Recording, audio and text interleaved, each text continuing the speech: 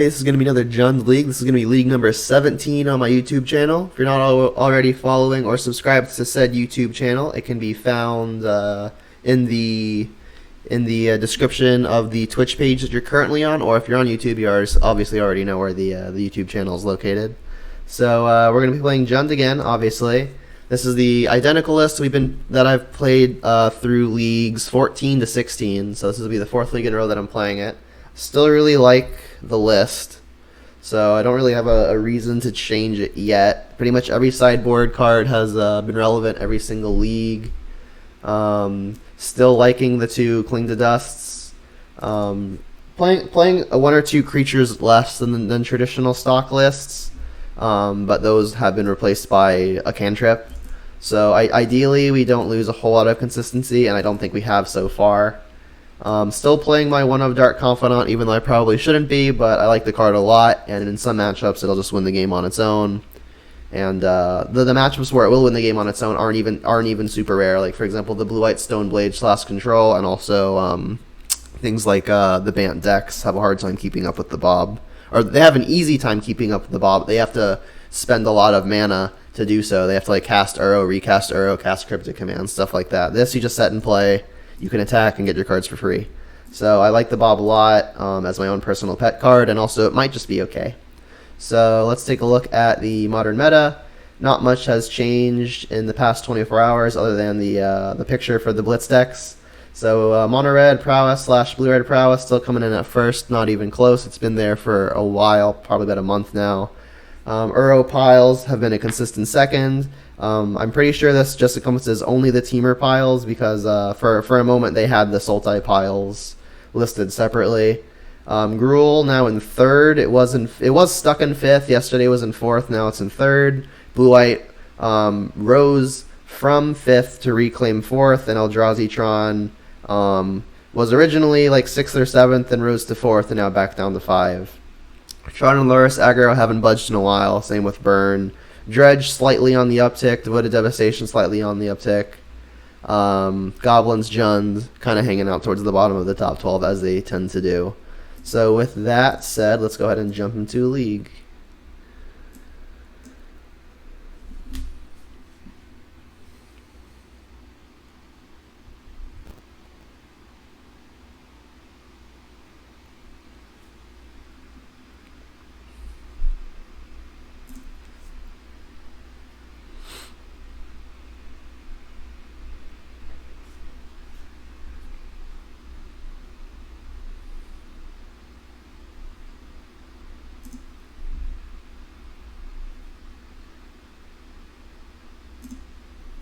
Don't think I can ship this. Obviously we're missing green land, but we've got two interactive spells that we can cast, and then any black land opens up the Liliana, and then any green land opens up turn 2 Goyf. So ideally we draw a fetch or just an Evergrown Tomb.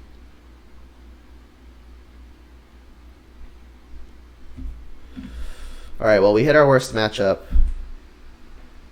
Alright, this bolt's not doing anything else. Let's just send it straight upstairs. I want to be pretty mana efficient. Ideally, we hit Tarmogoyf. Turn 2 Tarmogoyf is probably one of the few ways we win traditional Tron. So, we missed. Alright. It's kind of funny. I think in the past 5 leagues, this is the third time we've faced regular Tron match 1.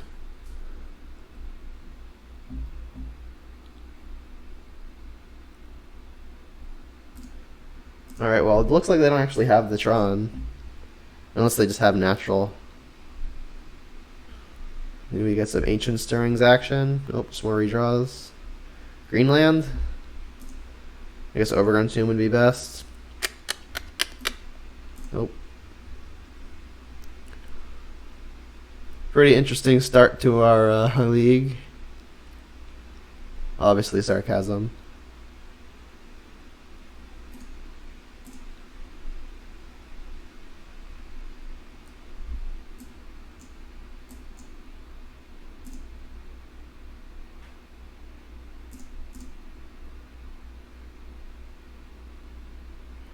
So they'll have 5 mana next turn.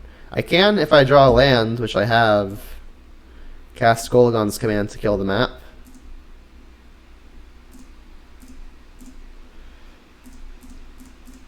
Probably worth it taking a turn off to play the Glyph.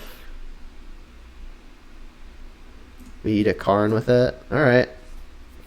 I mean, if we somehow Glyph and have enough time before they hit Tron, there's a chance. However unlikely. They could also just draw it at any point.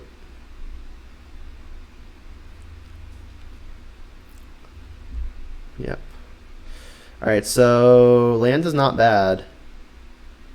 They missed a land, period, so that's actually pretty okay for us. Let's get the Glyph down.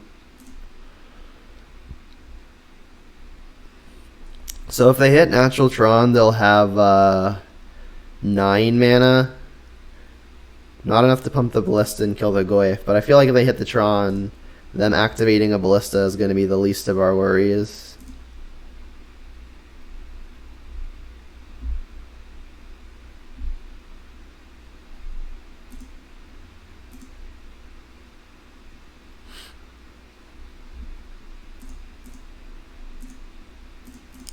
So this will add creature to the yard.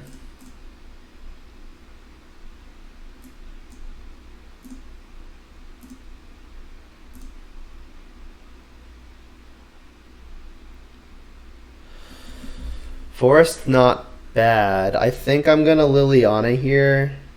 Well, I know I'm going to Liliana here. It's the question is, what do I want to discard? I do have the mana to cast both Terminate and Kolaghan's Command in the same turn if I have 5 mana sources. Let's just lead here. I think I should just pitch the the forest. Adding, we don't have like an instant to add or anything.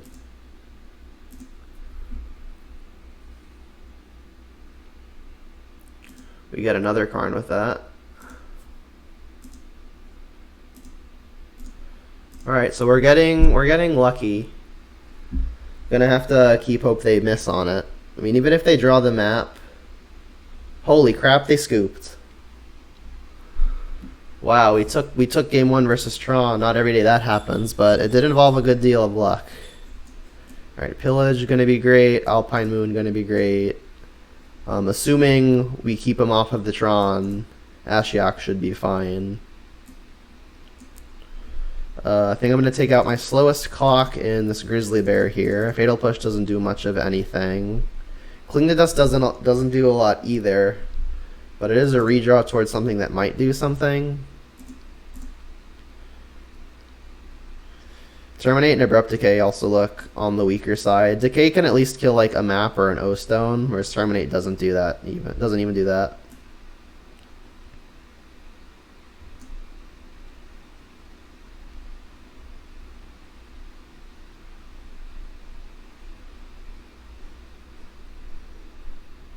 I think I should just give this a shot. Like, Spell Bombs are more redraws. And I guess Clothis does some amount of damage. Clothis is really, really slow, though. Ooze is faster.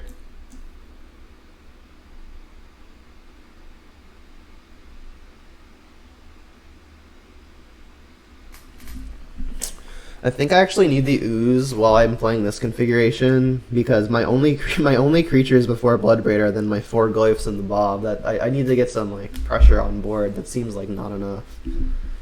I guess on the draw I can cut like an Inquisition. They're not super high impact. I guess maybe like another Lightning Bolt then.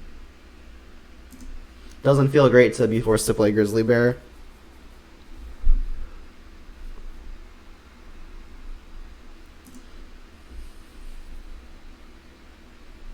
Yeah, sounds good. We get to turn 1 Thoughtseize.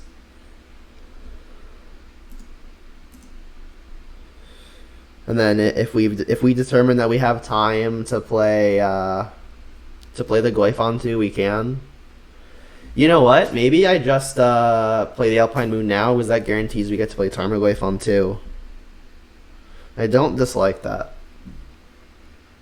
Yeah, so let's get Stomping Ground. And then just play the Alpine Moon now.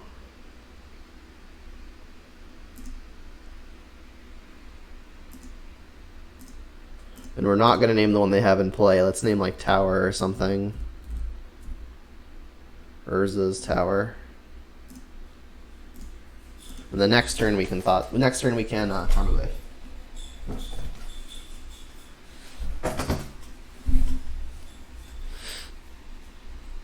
We skillfully named the one that they did not have immediate access to. So this can get Blast Zone. They just get the tower.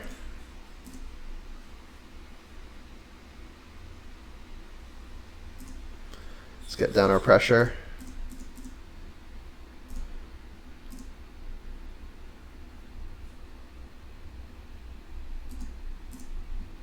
Alright, so they have the Tron assembled, but we have the hate piece in play.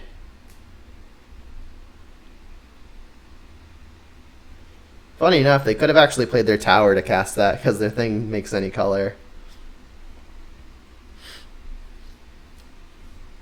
Alright, so when they Blast Zone, that does mean that they're not going to have Tron next turn. So we're going to get 2 hits in with this thing. At least. Alright, let's make sure we hit something with Thoughtseize. Alright. Wow. My hand's good.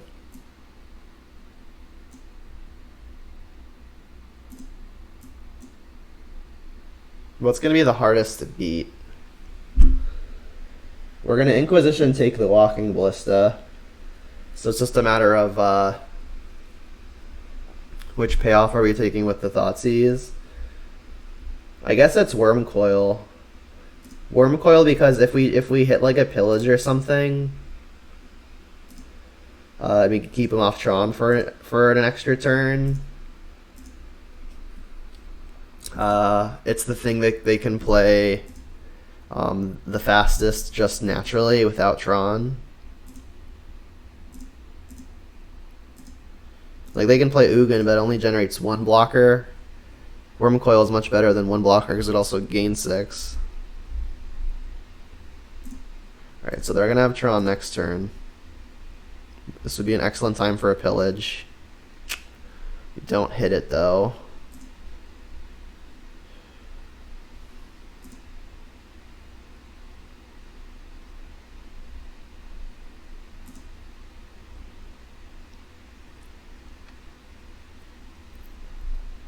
So I guess the thing we could have done differently this game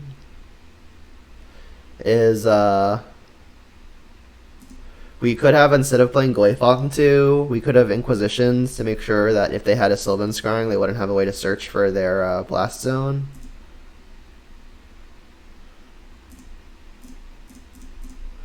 Ooze here actually pretty okay, because if they Karn here after untapping, we'll have a way to get rid of it.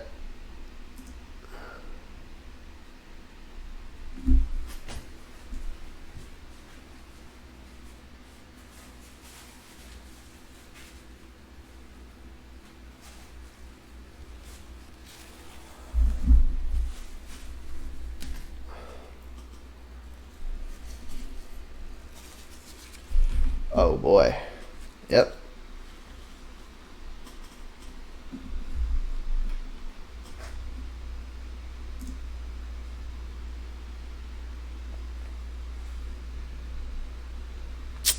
Bridge. Rude.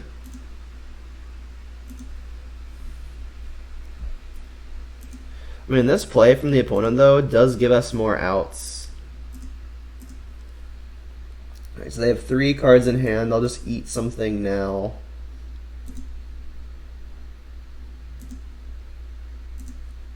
Let's eat the Wormcoil. Well, the Ooze will still be able to attack this turn. Like now, Kolaghan's Command's an insane draw. Running 6 less so.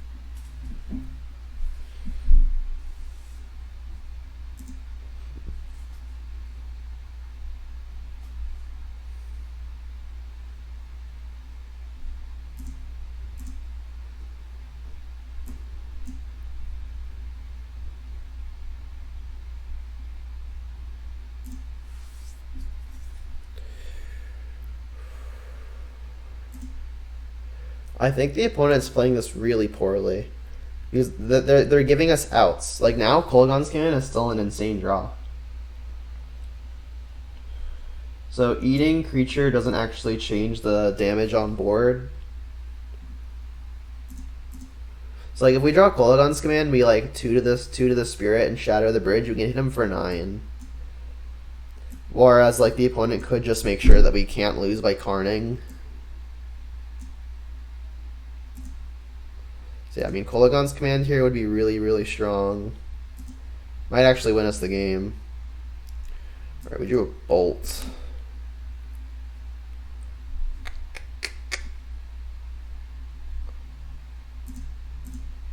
Won ya.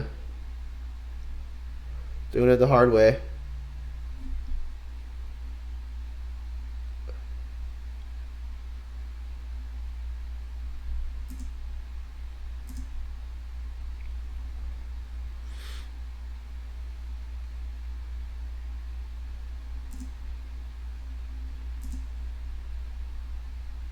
So I guess if you it's not immediately apparent, but I don't think we could beat the Worm Coil if they still had a Worm Coil.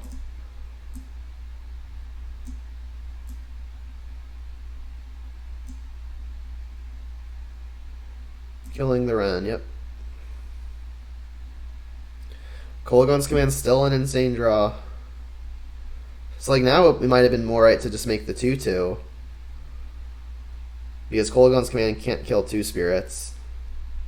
Here's the Karn. Oh, it's Ulamog. Alright, so they drew... Well, if they knew they had this last turn, then maybe that makes sense for what they've done. Exiling my 2 lands, though, is weird.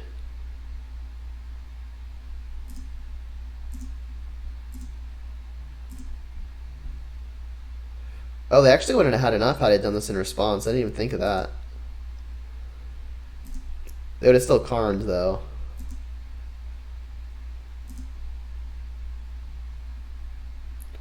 Kolaghan's Command's still a live draw. Cling? That could be a Kolaghan's Command.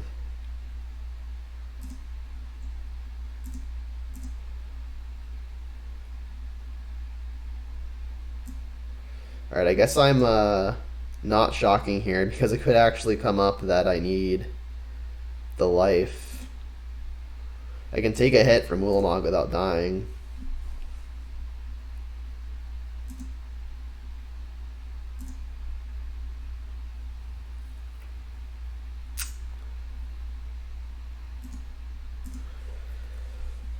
So Kolaghan's Command's still a live one, but they've still got this Karn.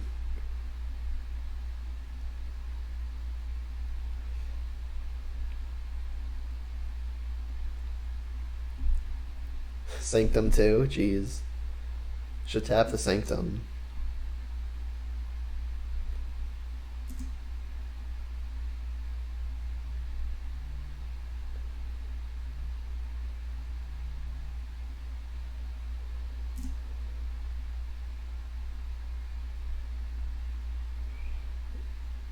That's what they're doing? They should get rid of my last red source. All their plays have been so strange. Like, they're just giving me outs. Like, they just die to a Kolaghan's Command if they attack with Ulamog.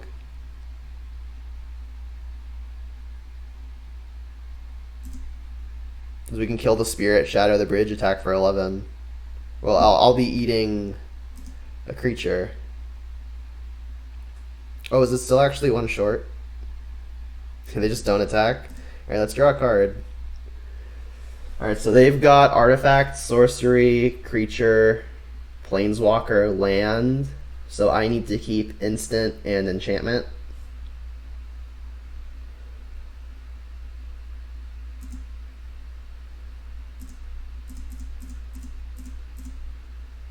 So let's keep instant and enchantment.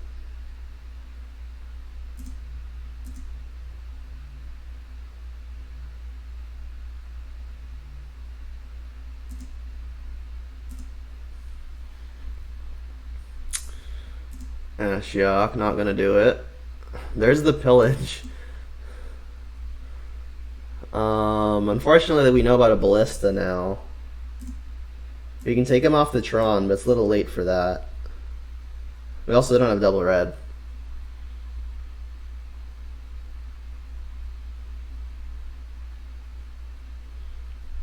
How big is Ballista? They have 7, 8, 9 mana. They can make a 4/4. Yeah, that's gonna be too big to work through Kolaghan's command. So now we do actually lose. Yeah, Big Daddy Snow. I brought that up that they were playing pretty terribly. Like they given the things I knew they had in their hand, they could have very easily made it impossible for me to win. But they kept on letting me be live to Kolaghan's command. Like I just kill the spirit, shatter the bridge, and attack them. I may have been one short, but I'm pretty sure it was lethal.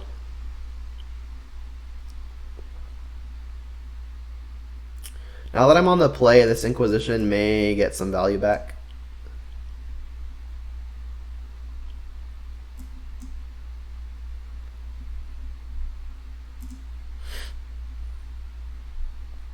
But yeah, like there was a time where instead they played an Ugin the Ineffable and then made a 2/2 instead of killing something.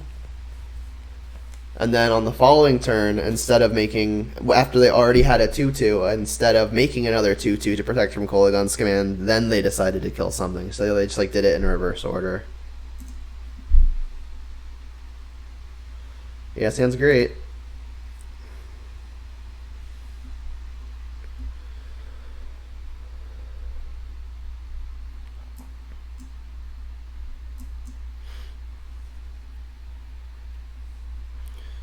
I wonder if I should just get Blood Crypts now to take a land out of the deck. I'll do it. I mean, it's like a half of a percentage point, but I mean, I'll take it where I can get it. Right, and here's to not naming the one that they've got in their hand. Just name Tower.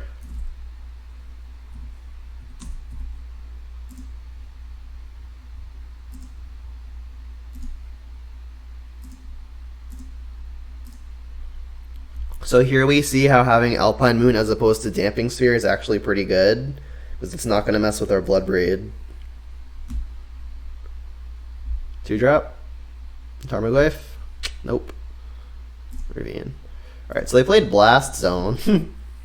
That's the answer to the Alpine Moon. But it means they're not going to have Tron until at least turn 4. Please no Sylvan Scrying. Did they mulligan at all? I didn't even check. They mulligan to 5. I mean, if they spend a lot of the resources assembling Tron, maybe this Liliana can actually tear their hand apart before they can assemble Tron and have payoffs. Next Liliana actually isn't even that bad.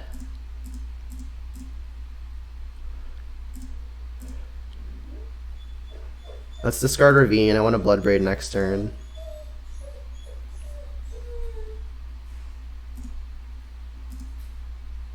I mean, we are doing okay. Having them mold a 5 and having turn 3 Liliana is a pretty big game.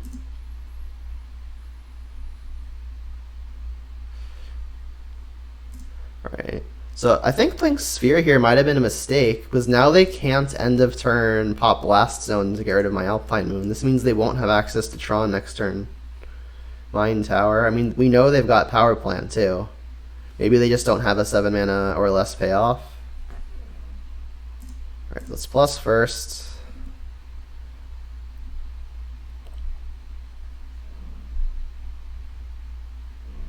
Sure.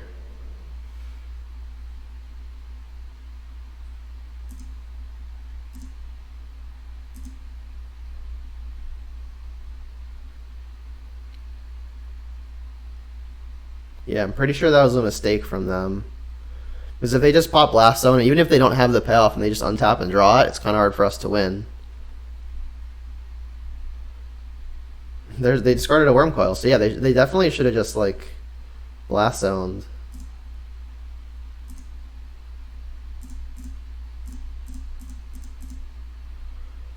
It's like Pillage would be great here, Tarmogoyf would be big here. Thoughtseize is a good one too. Unless they have Veil of Summer up.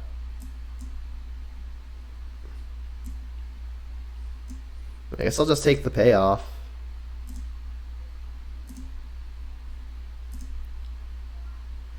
I mean, we have kind of the ideal curve out with the exception of Tarmogoyf.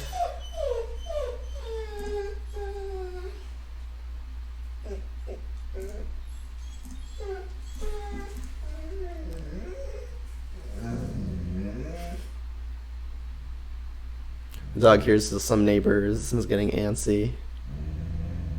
Hey. No.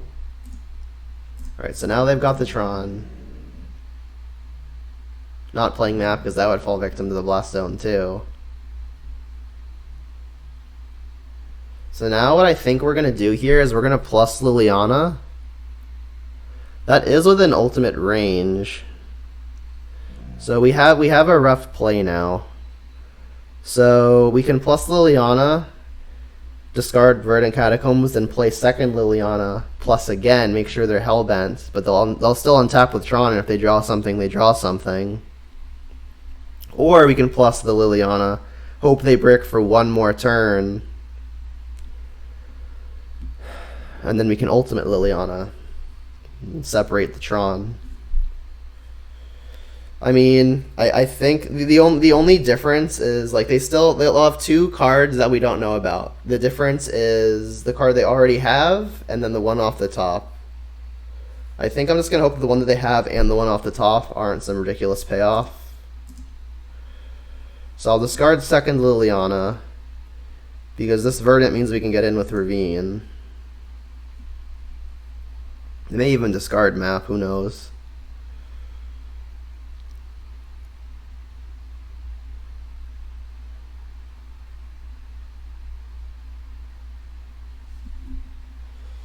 There goes the map.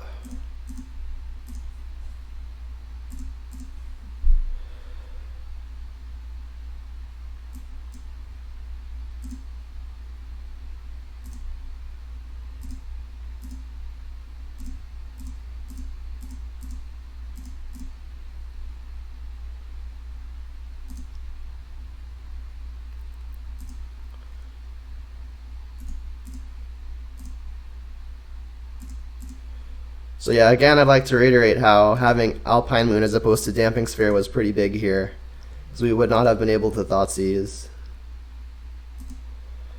Alright, so they have two random cards, and we have to hope that either of them aren't some ridiculous payoff. Lands are fine, things like Sylvan Scrying are fine. We really don't want to see like an Ulamog. Actually, Ulamog doesn't do anything, but Karn would be problematic. Ballista on 3. Okay, it's Karn. Yuck. Alright, well if they Karn to get rid of the Liliana, we can Bloodbraid to attack down the Karn. And then we can also, while we hit down the Karn, throw the Ravine at them.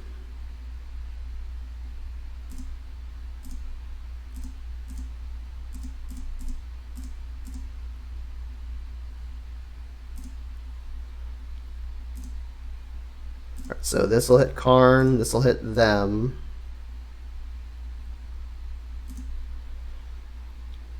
Put you to 5. They did miss a land drop too.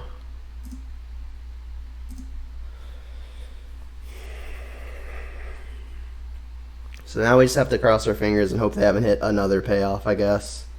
Worm Coil would be worst case. Holy crap, we did it! We beat Tron! Round 1.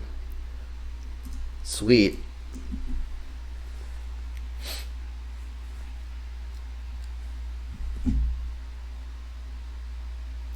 Yeah. So I think that game really hinged on Alpine Moon being Alpine Moon and not Damping Sphere, and also the opponent making the mistake of playing their sphere instead of using the turn's mana to just go ahead and pop the Blast Zone.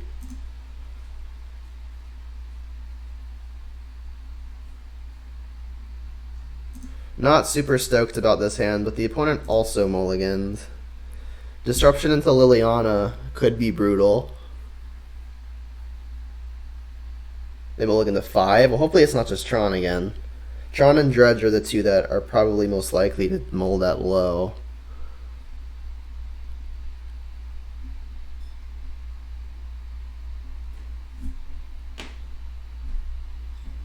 It's something like, I mean, on the play, Thoughtseize is good versus both Dredge and Tron. We could take their Enabler. As long as they don't have two. Oh, wow. So they're this deck. Leyline Combo. So I'm pretty sure they use stuff like Devoted Druid. So what's this do again? And his weapon makes yourself wait for an aura, reveal it, put it in your hand. I'm just going to take the bird. Especially while I'm on the draw, I don't have the answer to it. And bird actually makes a lot of mana. So there goes Windswept Heath. Another Liliana, not bad. So if they have a 2-mana creature here, I'm definitely just going to Liliana Edict it. I feel like this deck probably has a hard time coming out from under a Liliana. Especially on a mold of 5, which is fortunate in our case.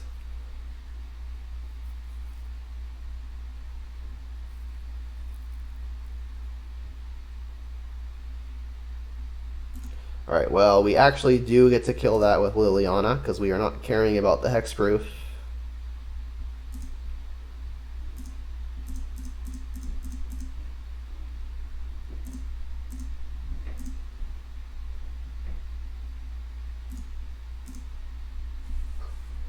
Pretty ideal.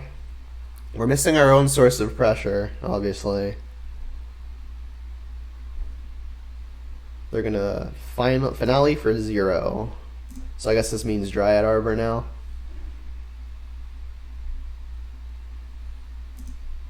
Ideally we draw a way to kill this so we can keep first Liliana in play. Nope. Alright, well, we still get to plus to eat a card. And then second Liliana.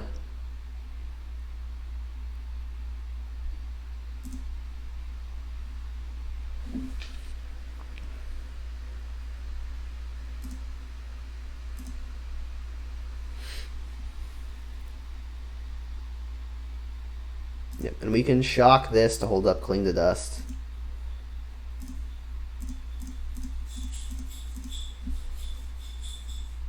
Keep this one. Have you sacrifice the Arbor.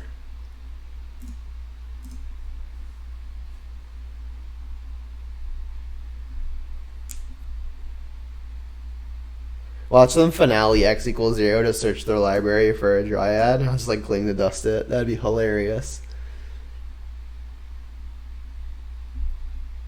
Finale. Alright, so yeah, let's just like Cling to Dust this Dryad Arbor.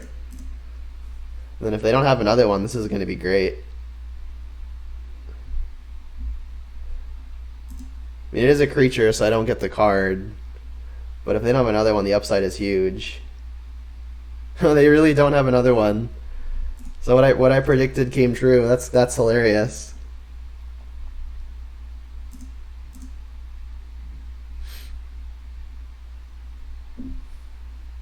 And they just scoop.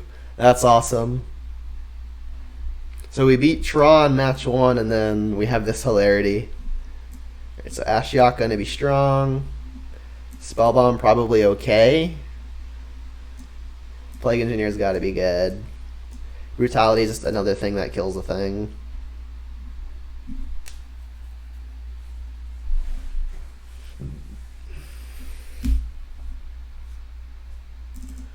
Let's take out some Blood Raids.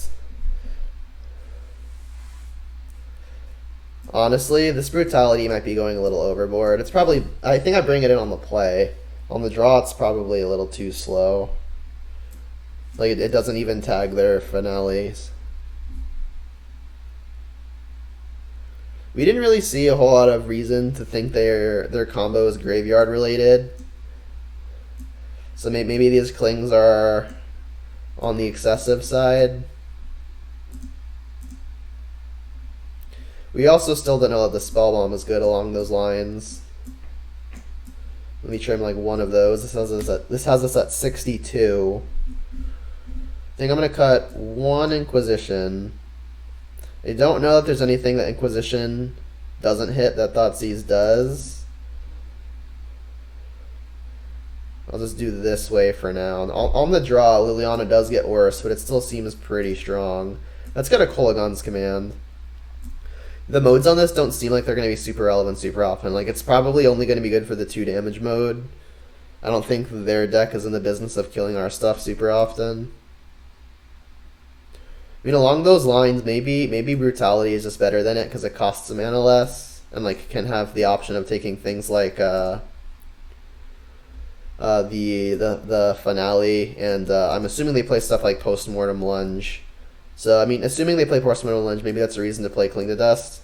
We still have 2 oozes though. We don't know that they're doing that. Let's just give this a go.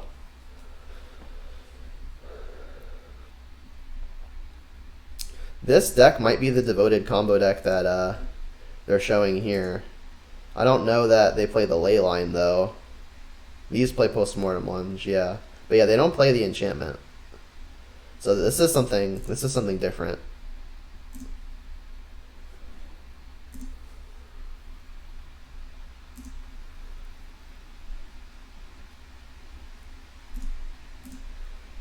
Alright, so maybe this means Veil of Summer. But that's not how we plan on attacking them yet. Renin 6, an excellent pickup. I'm going to make sure to use the Fatal Push first while Veil of Summer is down, assuming it is down. Because Veil interacts with Push, but it does not interact with Bolt. As Bolt is red.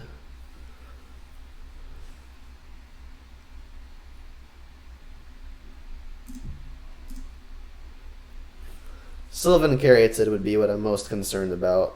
We know they play it. They do nothing? Okay.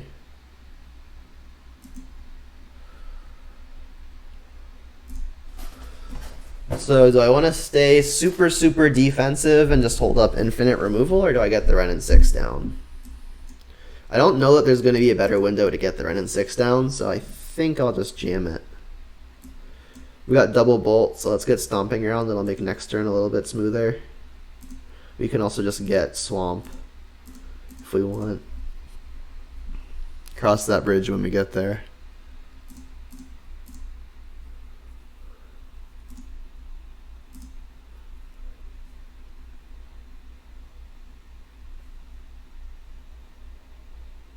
Eldamri's Call, yep. So here comes the toolbox aspect.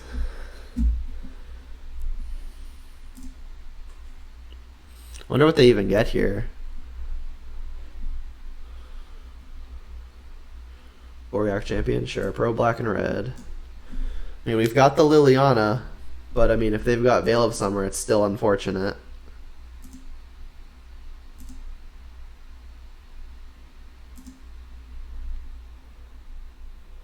I mean, that said, I'm not really in a great spot to play around it. Liliana's the only thing that's going to kill this. Alright, so I guess we just cross our fingers, no Veil of Summer. I could plus as a way of playing around Veil of Summer, but that would let them have a lot of mana. I'm just going to go for the high upside play, but this obviously could end up in a blowout. Yeah, they have it. Okay.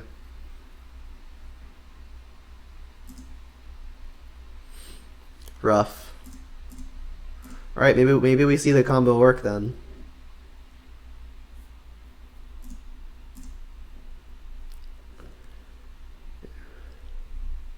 So yeah, like I could have Edicted next turn, but then they'll have a choice of what to sacrifice. The upside there, I guess, is like if I lead on the Edict, they don't get to draw a card because I haven't actually cast a blue or black spell. Island. Keenan, jeez. So this is going to make 3 mana?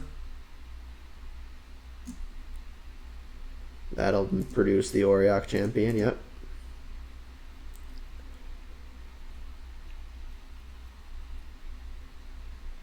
Eldamri's Call, yeah.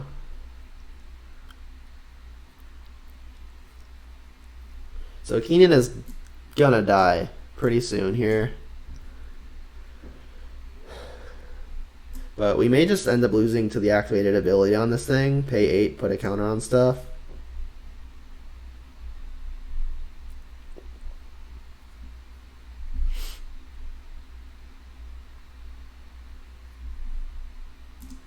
Uro.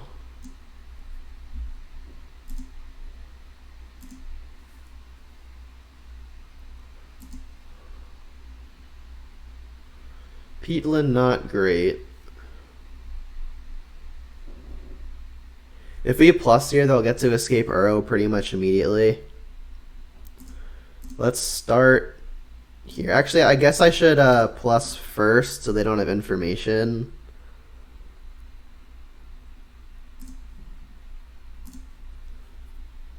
Probably just ditch the Uro. Ditching a Leyline.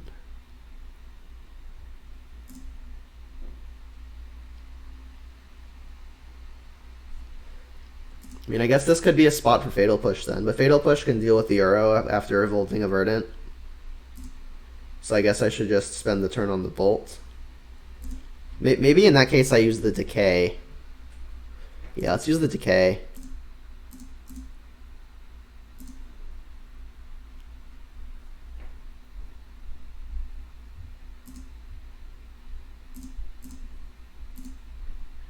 Guess I should have gotten that one back before telling him I had the second one. Oops. Small error. I mean, we're not necessarily that far behind. I am worried about just like the ability on this thing at some point. That can get Dryad Arbor if they really want it to.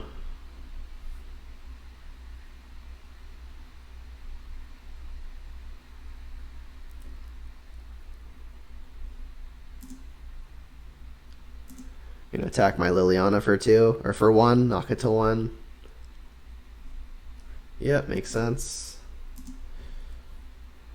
I mean, they're kind of ignoring the Red and 6 things. Red and 6 is gonna ultimate in 2 turns.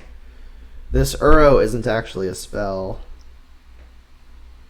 Or I guess it does, because their thing taps for 2, I forgot. So they're gonna gain, I guess, a total of 8 this turn, resetting to 20.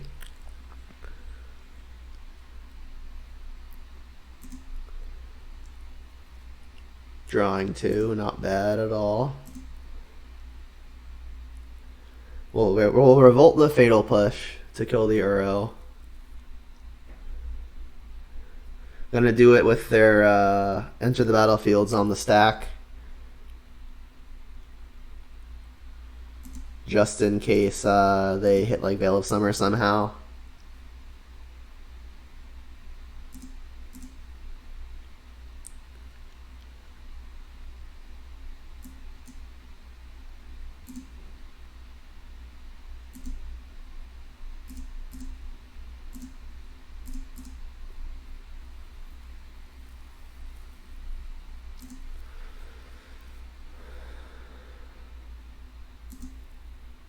Right, they paid 1 off of Canopy, so they're at 19, not 20.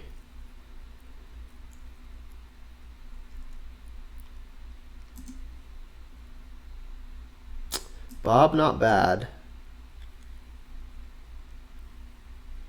So I can play Peatland, sack Peatland. That'll have us with 3 mana afterwards, which means we're not playing Bob and holding up 2 bolts.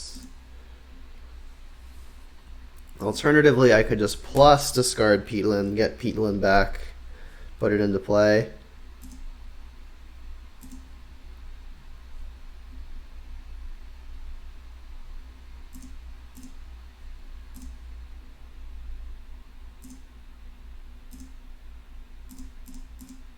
Leave up double red for double bolt. You will gain 1 to 20. That is accurate. Alright, so I'm assuming they have to attack Ren to keep it off of ultimate.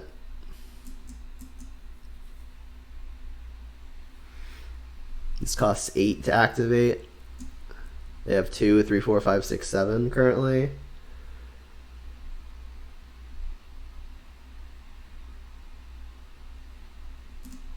So now they have 2, 3, 4, 5, 6, 7, 8. It could just kill the Liliana, but then they're letting Ren ultimate. Yeah.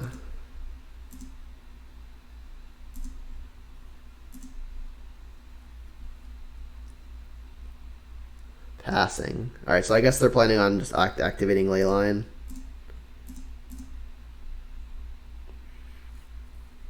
I'm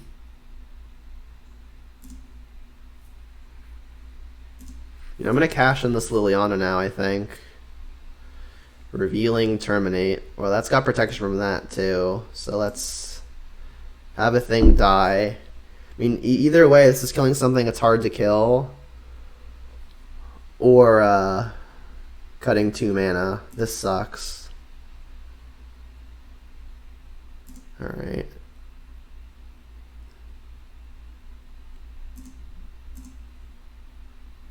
Thoughts using first would have been even worse. They'd veil that. Although I guess I'd get to have a Liliana on 3.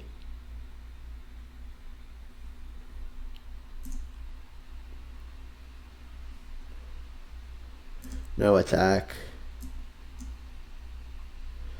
I mean, I guess I could Peatland and see if I hit a creature. I'll be forced to discard the hand size, but that's really a small cost to play for getting a Tarmogoyf down if I hit one.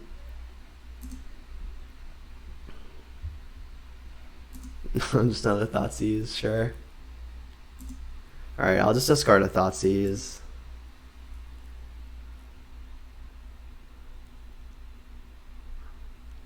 Canopy.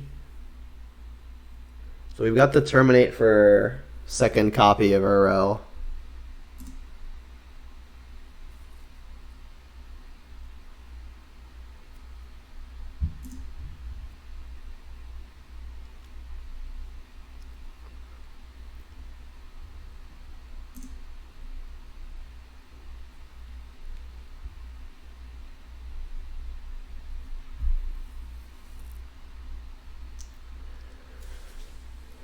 Uro, I'm assuming.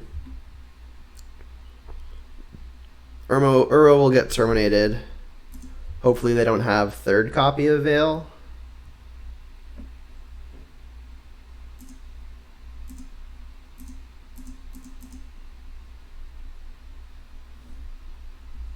Cool. Still doesn't feel great.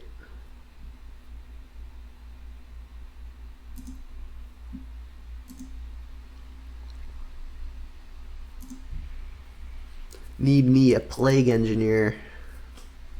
Alright, so attack my Wren again.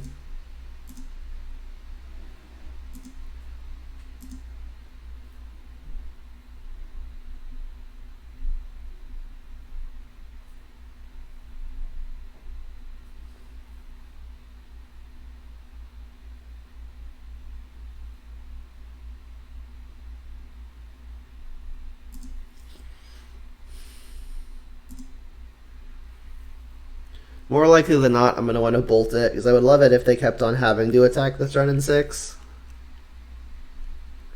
I may, however, need these 2 bolts to kill the Uro. I think I'm just going to keep on forcing them to attack the Wren, because that means I might have more time for the Bob to find me answers.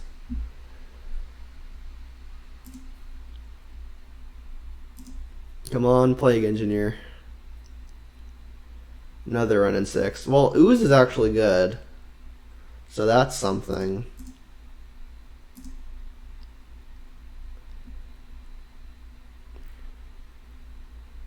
Let's just play Forest now, because I plan on using all of my mana to eat stuff. And like cast the Lightning Bolt. This actually also blocks the Auriok Champion. Let's eat the Uro. So now we're actually in ultimate range.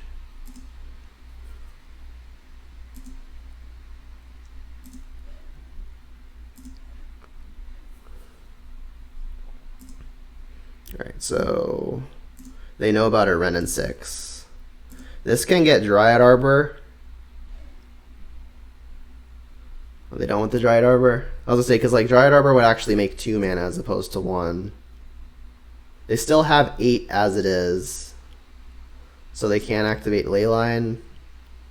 Put a counter on each creature you control.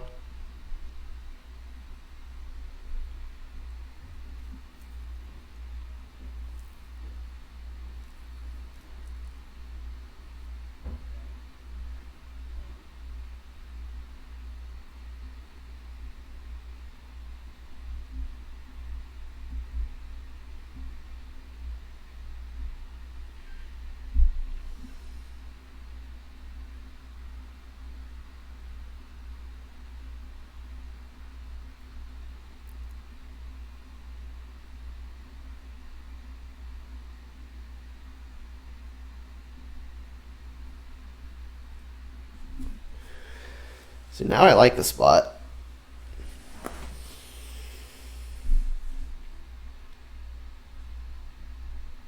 Maybe I spoke too soon.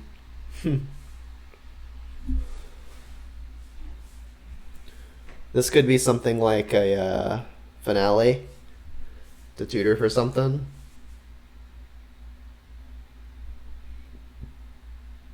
Just casting another Leyline.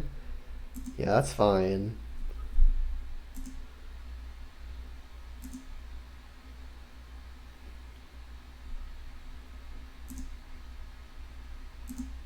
Let's make our ooze a little bit bigger.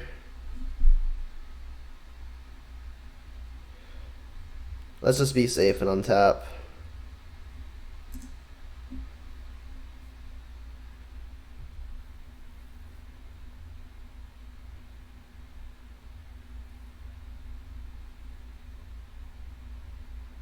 Well, there's the Goyf. First things first, emblem. We got a lot of lightning bolts now.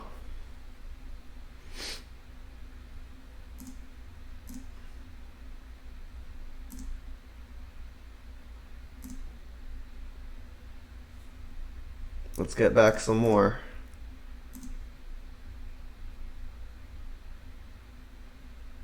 I think I want to get basic mountain so I can lightning bolt a ton extra. So now the objective is stay alive enough for, I guess, 8 lightning bolts to kill them.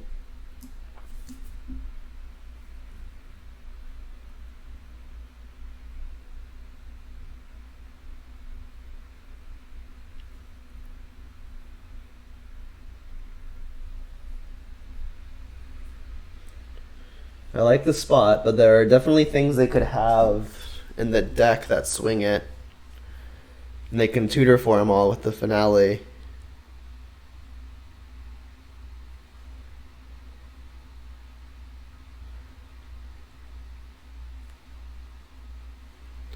I guess playing Goyf eliminates the need to bolt so many times. Definitely going to play it next turn. But right now I want to hold up bolt and as many green as possible.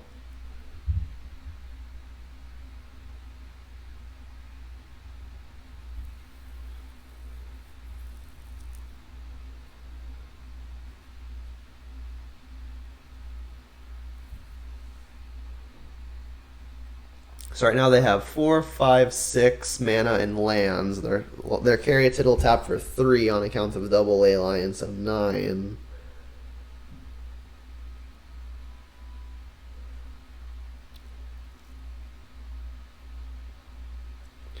Don't have any more green lands to get.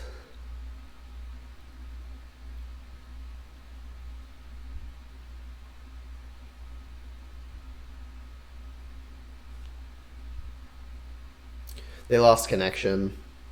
Oh, they joined.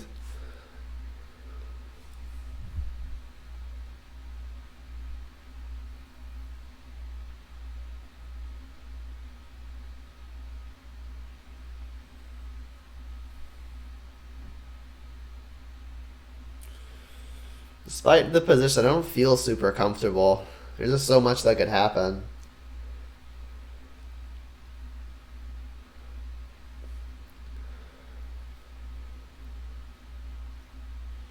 Looking like a finale.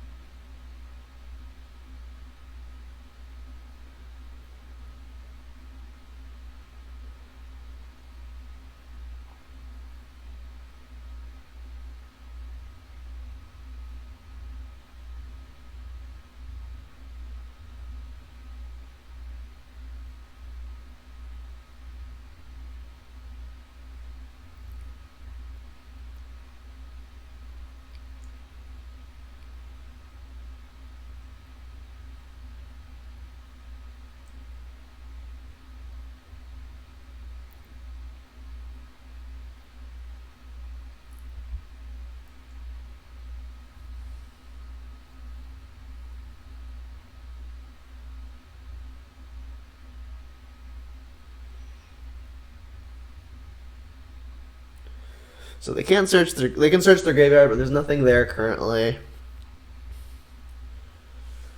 Really don't know what this could be. I guess I just have to let it happen.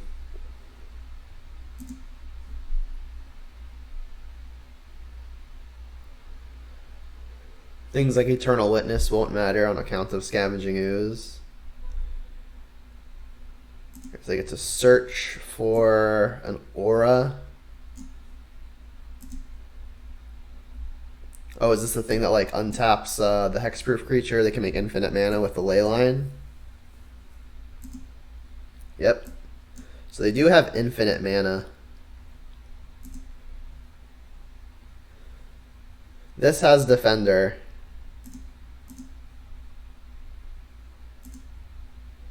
So it looks like I'm blocking with Ooze.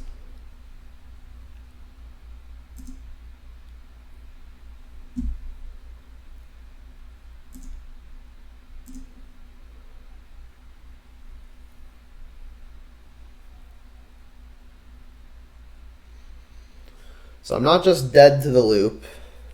In fact, I'm not even just dead to the loop next turn, as I can block with Tarmogoyf and Bob on the Pilgrim.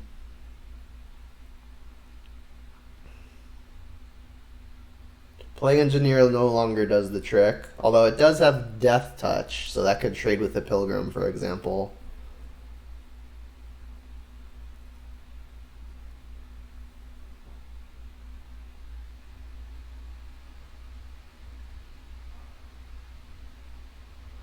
Pretty annoying that none of my removal hits the Auriac champion.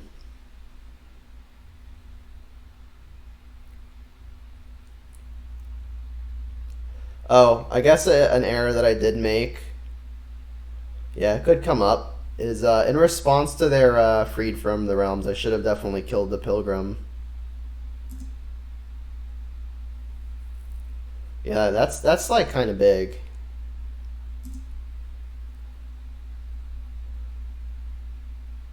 Yikes.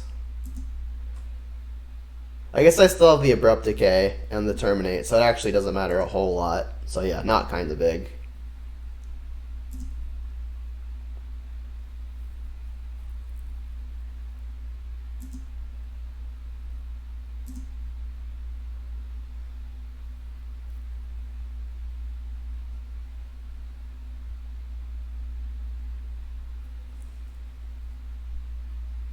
So what I need here is I think I need Liliana's.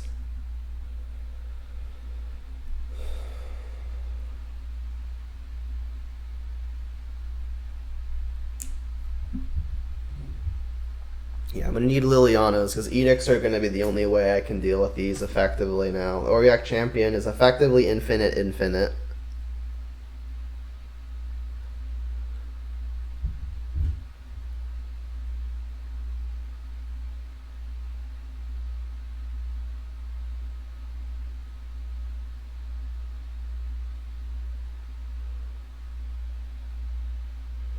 They disconnected. And they reconnected.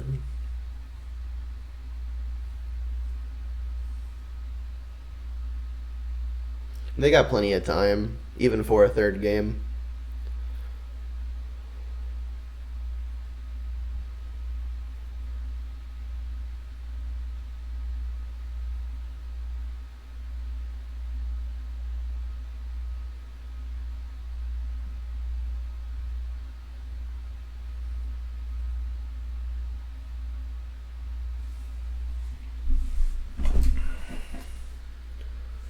We'll say, okay, go to block. Okay. Gain a life.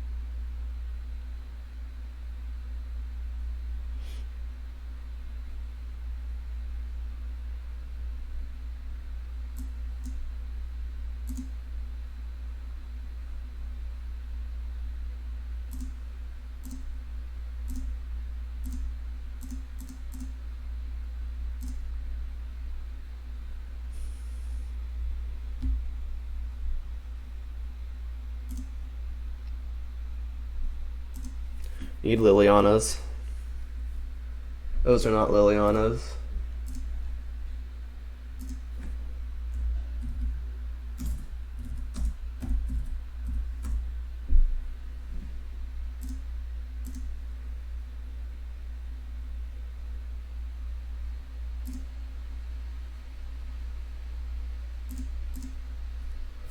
Goif blocks again.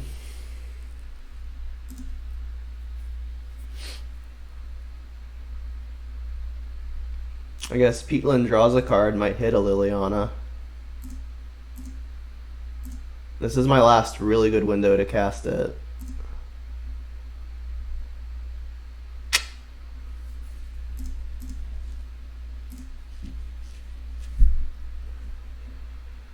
I guess if I am really just drawing the Liliana, I should play Spellbomb now too.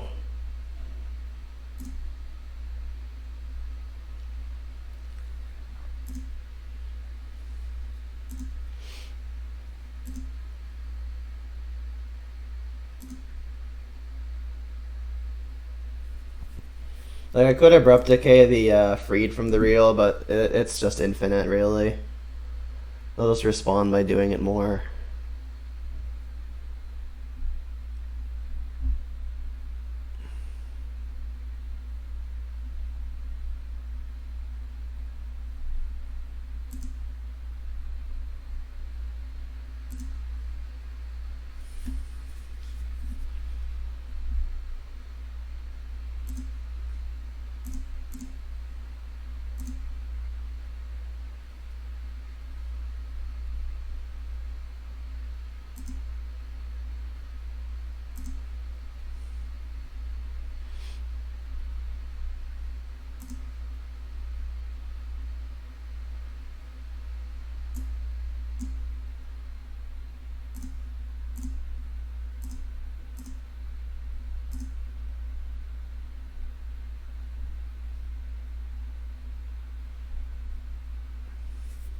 So they get to just like put all the creatures from their library into the deck, right? I guess let's watch them do it. Just another infinite mana payoff.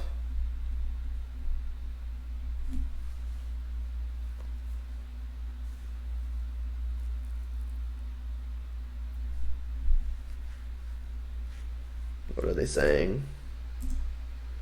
I don't have...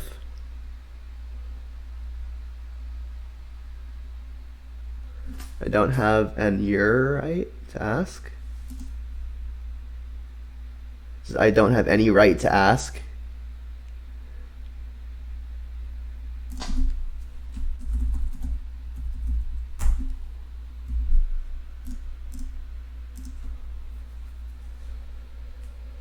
I'm not gonna make him do all the clicking. Probably be pretty scummy.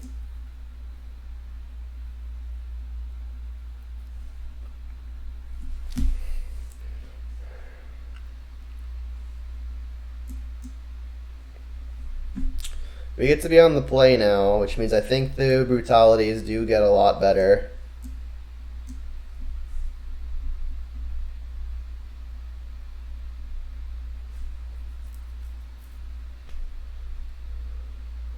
Everything in the deck is so good. Exactly how much graveyard stuff do they even have? Not a lot, right? I think I'm just good doing this.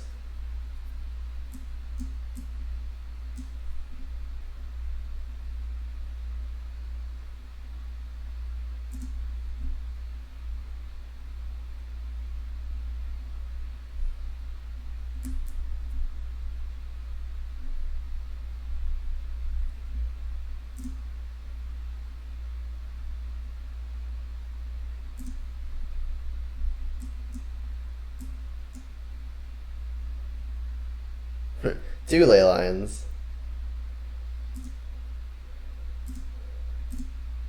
Well, I mean, I'm happy they've got two, because that's one less card I have to deal with.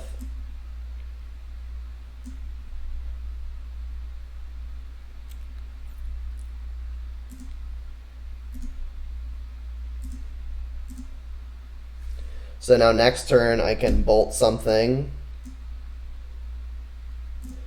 play Ravine, and the turn after that I can Liliana, and hopefully that's the nail in the coffin as soon as I find a threat.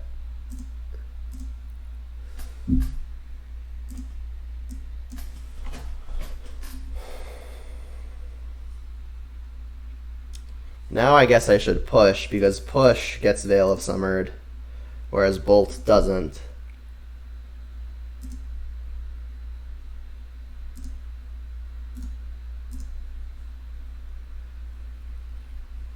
If they finale for something like Dryad Arbor, I'll Liliana to Edict it. This could get the Dryad Arbor, which means maybe this turn I want to like Brutality, escalate, take the finale, and like I know their hand, so I'm not getting veiled here.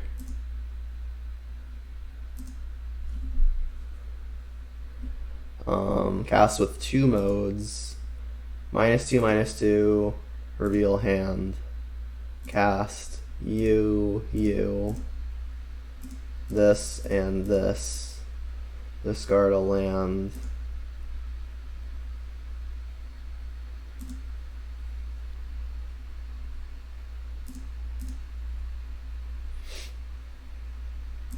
So you've got her freed from the reel. And if they get Arbor, I'm just going to bolt it on sight.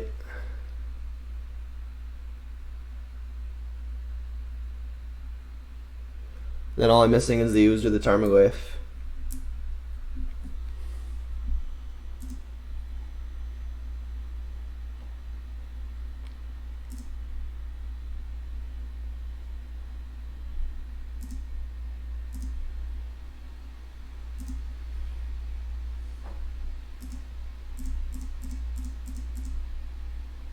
I even actually already have a Ravine in play, so a few lands in a row are also okay.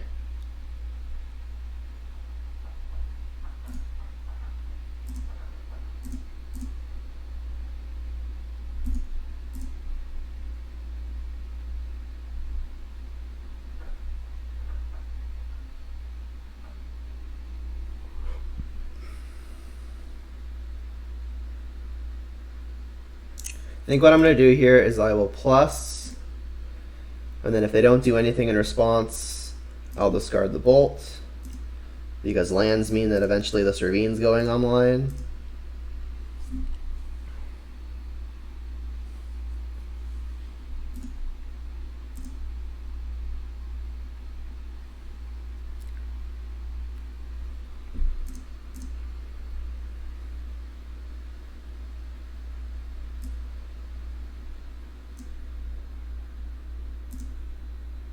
So two Leylines plus a Freed from the Reel is infinite mana. So I should probably just Edict. Although, is it infinite? So, yeah, because it taps for 3, costs 1 to untap it. So if they draw like second Freed from the Reel this turn, they can go infinite and make this really, really big and attack and kill me. So I think I should just Edict.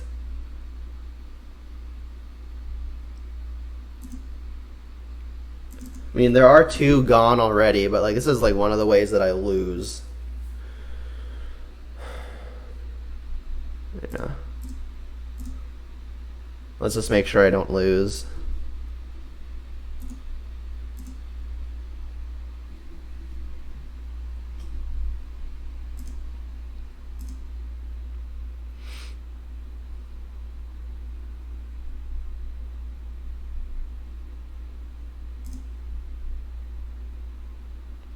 Perfect, and there's the Ooze.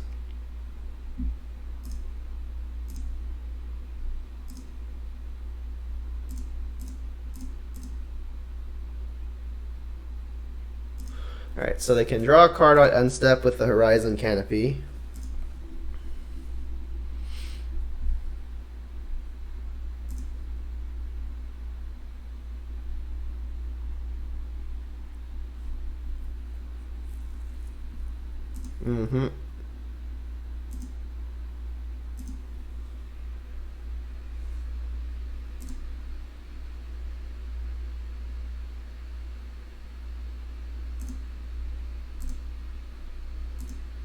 I guess I should technically eat the things that fly.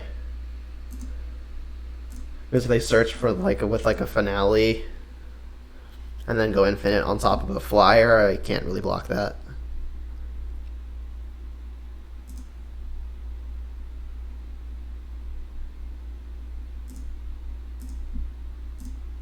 So this could get Dryad Arbor now.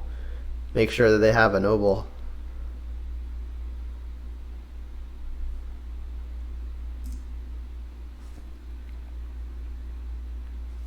So Dryad Arbor means they have 3, 4, 5, 6 mana. Not actually enough. So an attack should be safe here. I mean, if they rip a Freed from the Reality, I could die. Assuming they still have Dryad Arbor in the deck. I mean, I would assume they do.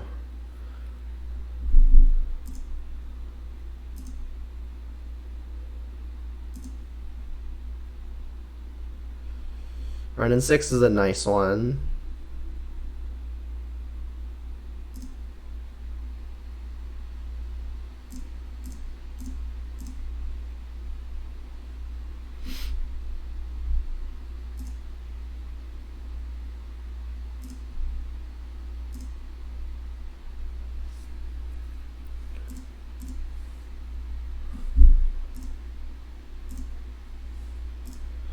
Maybe a mistake there.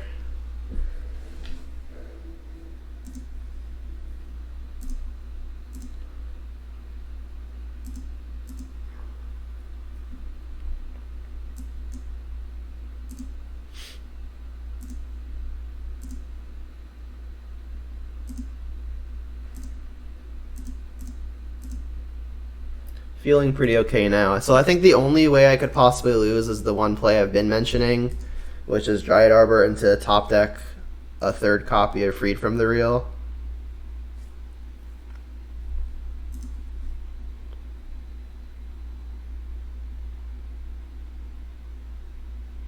Or well, I guess now the Dryad Arbor would be 6. So maybe they just took it out because it's so bad versus the Jund decks.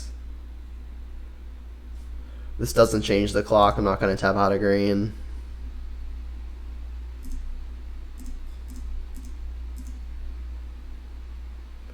Oh, that was a mistake. I should have just gone for lethal. I have the Ravine.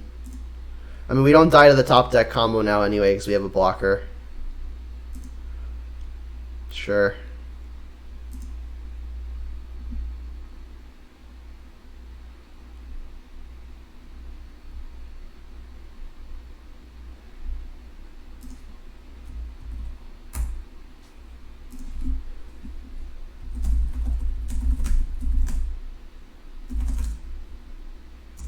Oh, they didn't let me respond in time.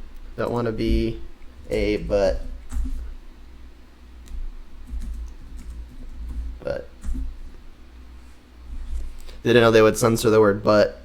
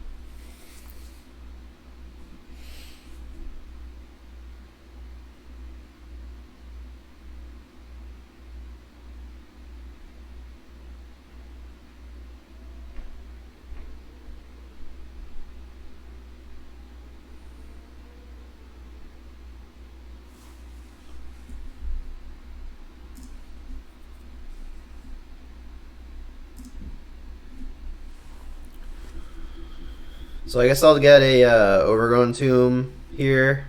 Oh, I got Blood Crypt. I have Forest. I definitely don't want to get basic Swamp because then I can't turn in 6 on turn 2. I've already got the Forest in hand, which means Verdant is the worst fetch compared to Bloodstain, so I'll get Blood Crypt off of Verdant.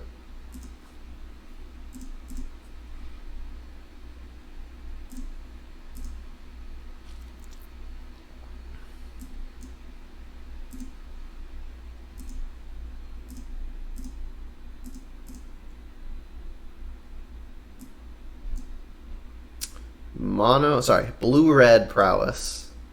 So taking their 1 payoff here is pretty good for us. They do have multiple Stormwings though, so that makes me nervous.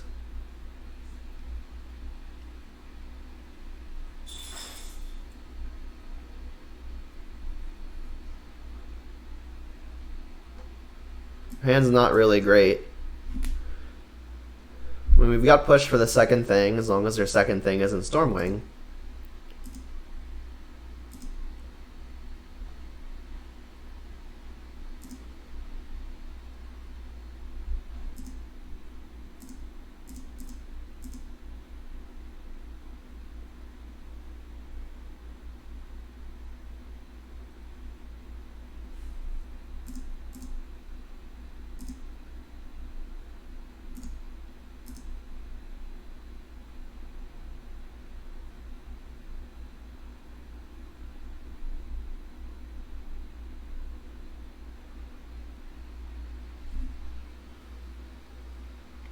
Question in the chat says, why am I not playing Seasoned Pyromancer? So I have a kind of non-traditional opinion of Seasoned Pyromancer. I'll go into it in between games so I don't get distracted here. Cool, Bolt. So Bolt's actually good because we can combo with a Ren and 6 ping to make sure we can get a Stormwing entity dead.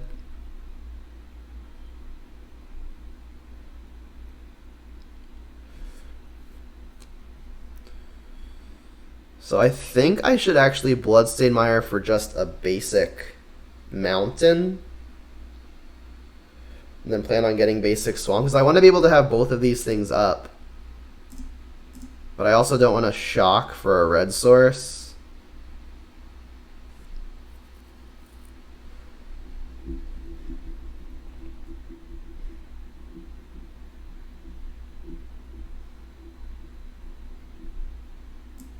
Definitely feels strange wanting to get basic here, but I think the life could matter. Do want to get the Valley off of this Ren.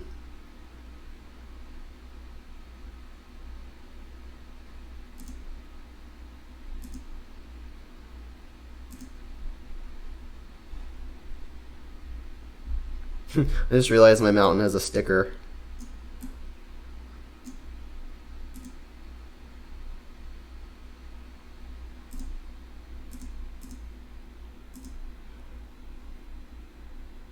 So we could Lightning Bolt the Soulscar Mage and try to induce some amount of spells to save it. But I think I'm going to want to have the Bolt to try to kill a Storming entity. So let's just use the push and not get too fancy.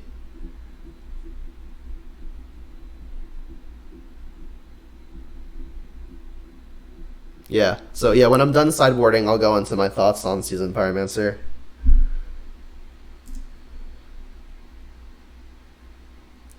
Not great.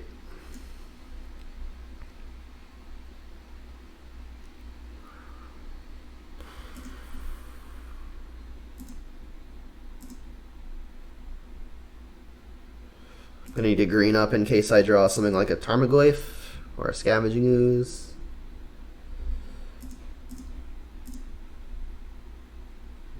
Not ideal.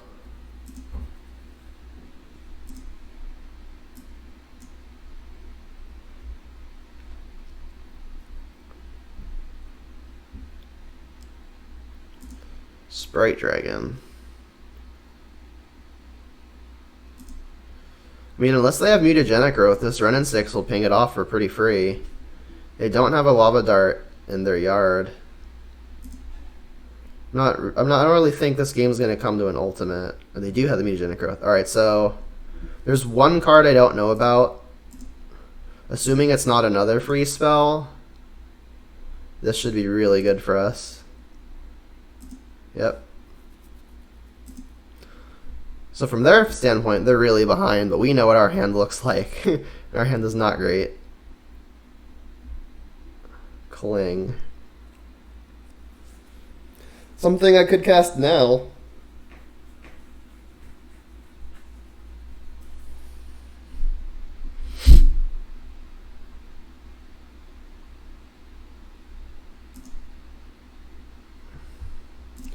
Really still want to hit a Tarmogoyf though.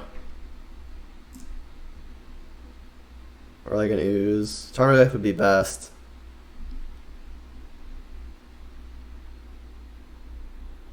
Decay. That's fine, I suppose. We're discarding the hand size here. Funny. I mean, I guess that's what happens when you don't cast anything.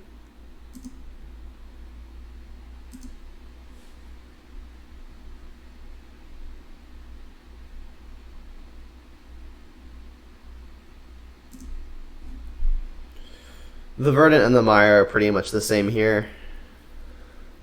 I guess they don't actually. I guess they don't know about the Mire, so it's actually better to pitch the Verdant.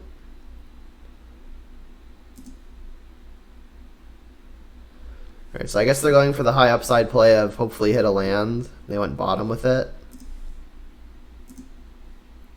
Oh, they missed. They scooped? Wow. All right.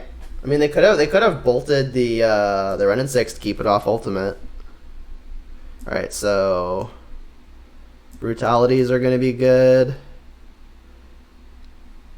It's really the only thing that's nuts. It's the Stormwing version. Plague Engineer is probably going to trade with something, but not super often. It's kind of just the brutalities. Bob is definitely an out, and the Thoughtseizes are definitely out. Although Thoughtseize does take the Stormwing. Is it better than something else?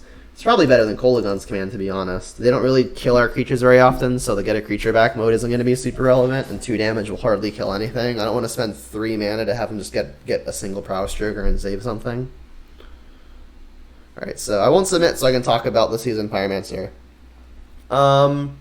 So in a proactive format, I think a card... There are 3 things. Oh wow, the stream died, huh? Well, as soon as I'm talking about it, the stream died.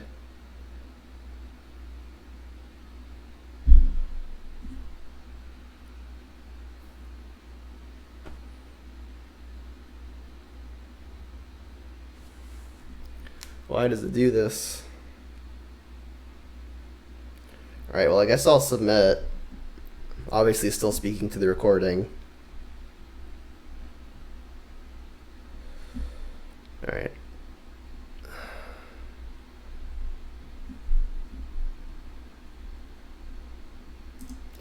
I'm hoping I don't lose you guys here. For whatever reason, there is a lapse in the communication between... Oh, we're back. What's up, James? Yeah, right now I'm operating at 900 kilobits a second. It's bouncing between that and 0. Alright, I'm actually going to Inquisition here because I don't want to get Stormwinged. And I'm not super concerned about this doing a lot on turn 2. Alright, so they don't have the Stormwing. They have Mutagenic Growth, not super worried about that. I could just take the light up. I've got the removal. Yeah, so like they can sprite onto Mutagenic Growth, get a counter. So it would be 2, 3, 4, 5, 6 damage. That's probably fine. Let's just take the 2 for 1.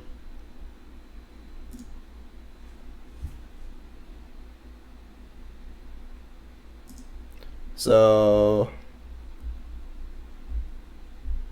hopefully you guys can still hear me. I know you definitely can't see me.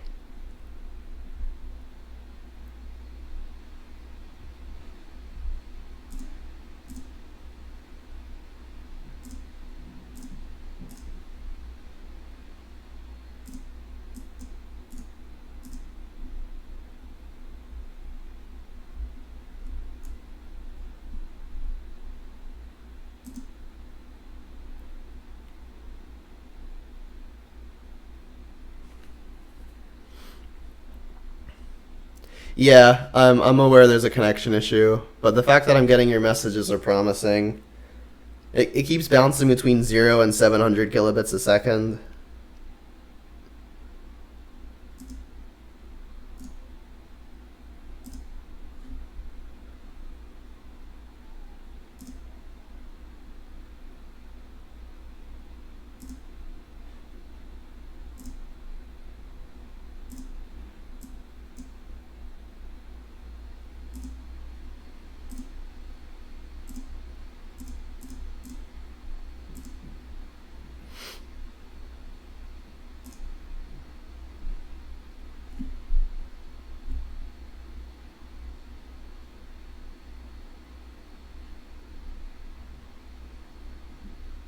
Let me know when we're back.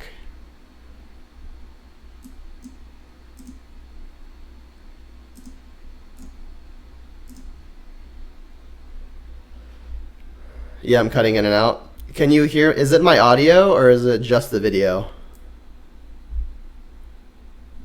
Right now my view count is at 0, but you guys are talking to me, so I doubt that's accurate.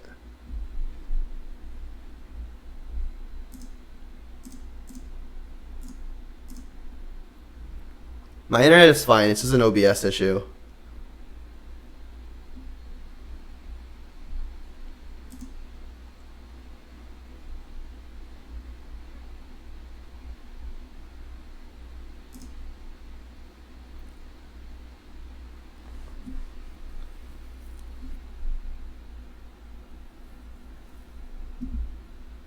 Alright, if you can hear me, I'm going to stop the stream and then restart it and see if that helps.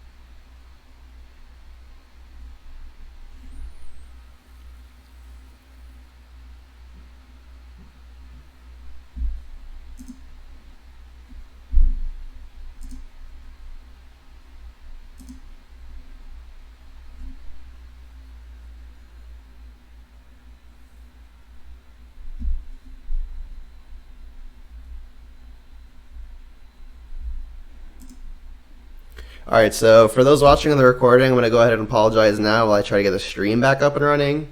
Hopefully it takes less than 10 minutes, but you'll be timestamped for when match 4 starts down in the description anyway. So just hold on a quick moment and I'll try to get everything back up and running.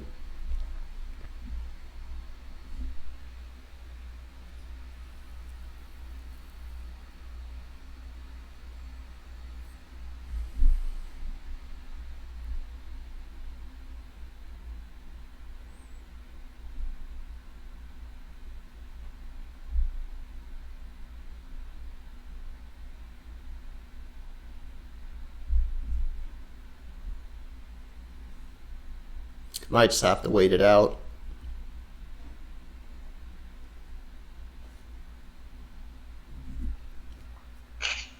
How's it going, beautiful? I'm actually in the middle of a stream, but I'm trying to get it back up and running because the connection between OBS and Twitch is spazzing out. I love when you talk on nerdy. Cutie. Hi, Joe. I just placed the order for the desks. It came out to $250. Nice.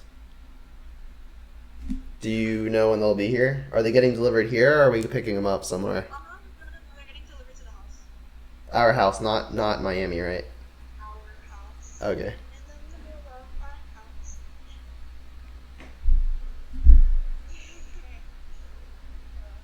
Alright. I'm gonna continue trying to figure out what's messed up with my stream currently. Okay. Oh my god, babe. On Animal Crossing, my island's having a fireworks show, and it was so cute. They even got a little balloon, and like they gave me a light up headband. Tell me all about it when I'm done here, alright? Yeah. Alright, love you. Alright. Oh, James, you can see again? Can you see what's happening? Or is it just my audio that you can see? Oh, well, obviously you got at least a still image, but I don't know if you can actually see me moving. Yeah, 5.0 is an option. Damn it. It looks like... Yeah, I hope you can hear me, but it's definitely not relaying a video.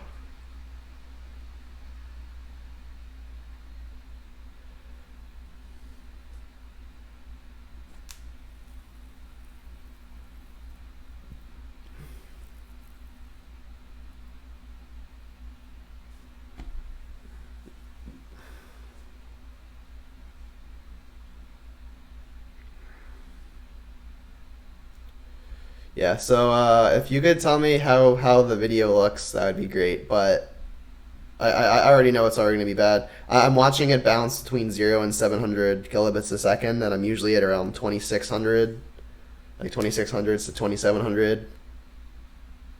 It usually hovers between 26 and 27 very consistently while this is working.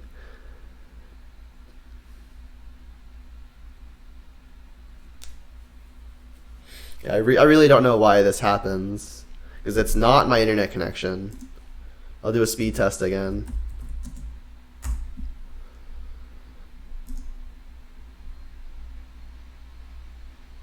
Yeah, my speed's fine.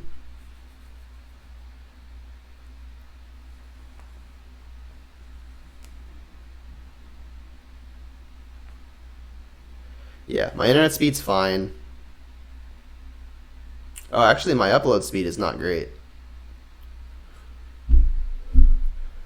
Looks like something might be bottlenecking my upload speed.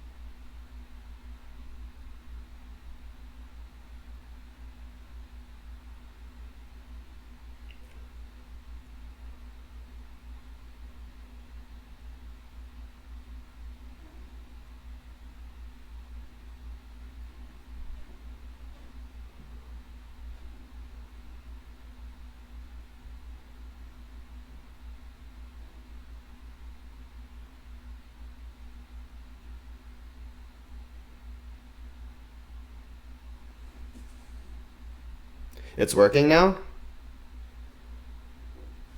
It's still bouncing between 0 and 700.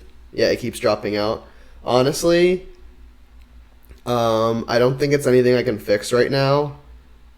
My network just might have a little bit of extra traffic. I might just have to wait it out, because that's kind of what I did last time this happened. I'll have to look into getting some Ethernet set up if it really is my own upload speed. Yeah, I mean, my recording is still working. That's uninterrupted because it doesn't involve internet. And like all in all the videos in the description, I timestamp when all the matches start anyway, so it's not like someone watching the video would have to sit through this.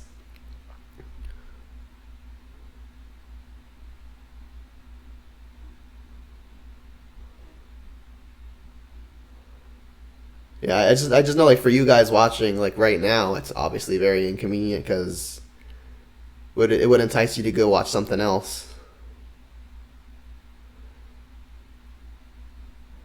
But yeah, I can't do much other than wait it out.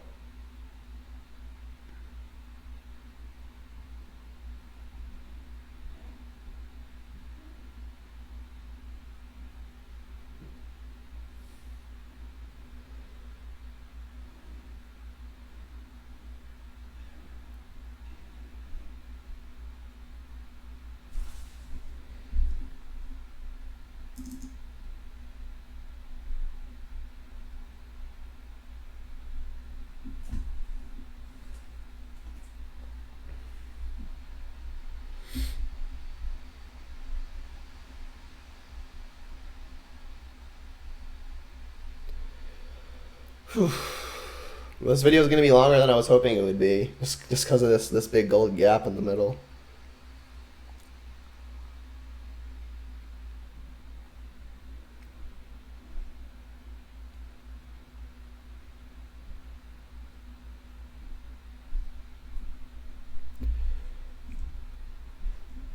Yeah, Kampachi.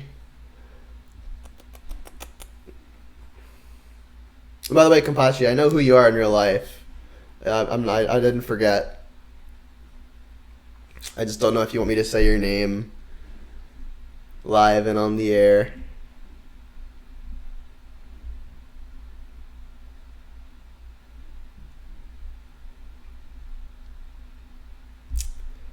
So for you guys, is my audio cutting in and out, or is it only the video? What's happening? What's happening is I'm waiting it out. No, I don't have 7 spell table tabs open. I think it's my upload speed, but I don't really control that. It might just be the internet provider that I have might just be going through an abnormally high amount of traffic right now.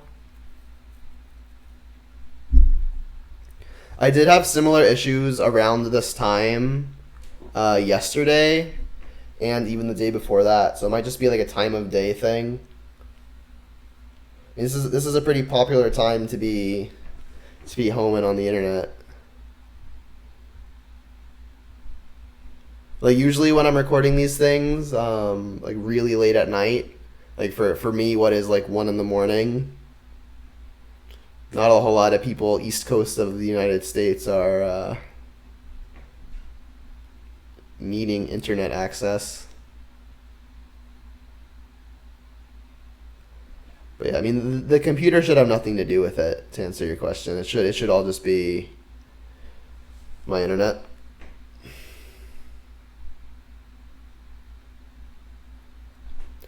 Alright, well, for purposes of this video not taking 3 hours, I'm just going to go ahead and play another match. And hopefully it just starts working again.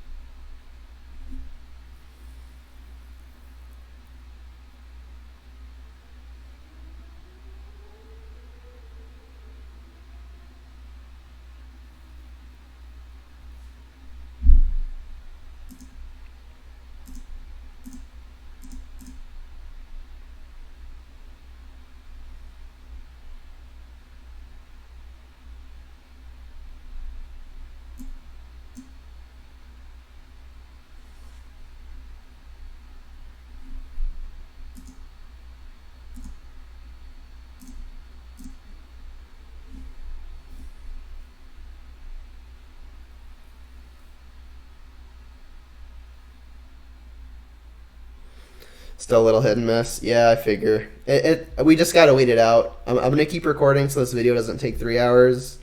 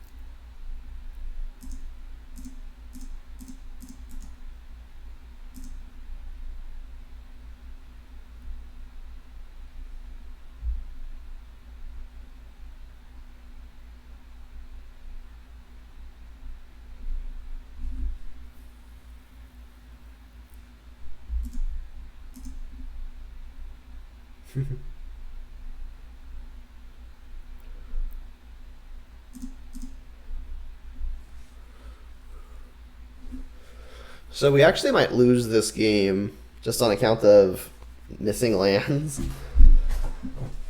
The opponent still needs to find the payoff and their other source of colors. So we've got some time to do it. I would love to hit mana now so I can Inquisition or Thoughtseize and play a Scavenging Ooze. Ooh, Renin 6 is attractive too.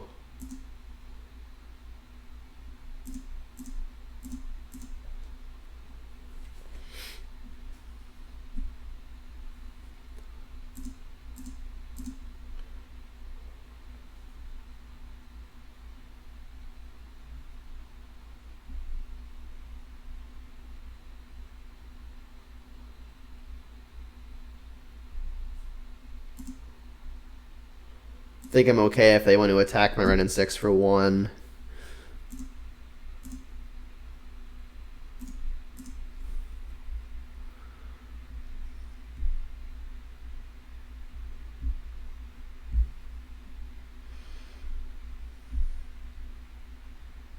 I mean, Stomping Ground here means they get to exile their Seasoned Pyromancer.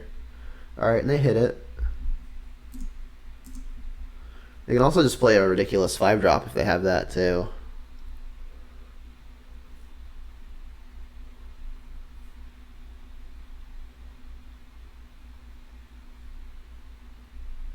Ooh, Clothis.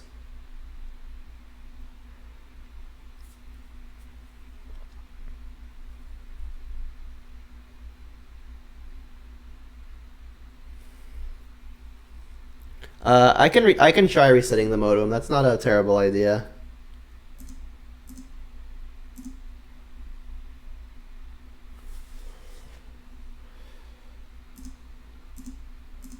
So Ooze is gonna hopefully start counteracting whatever the Clothis is able to target, but regardless of how that happens, my Goyf will be shrinking.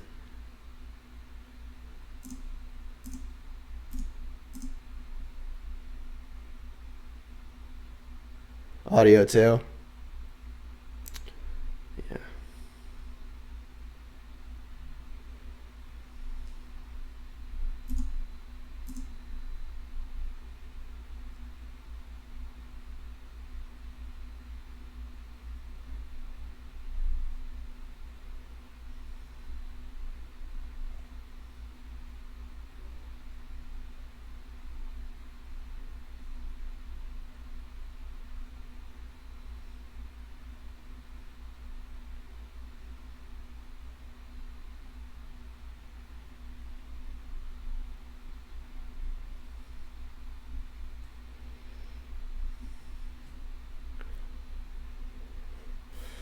Alright, so we hit our land finally.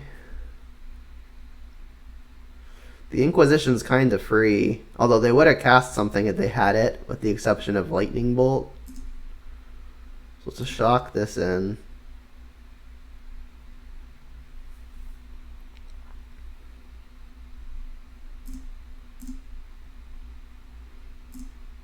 They could have played a 5-drop if they drew one, because they could exile something with Clothis. Just another Clothis. That adds enchantment.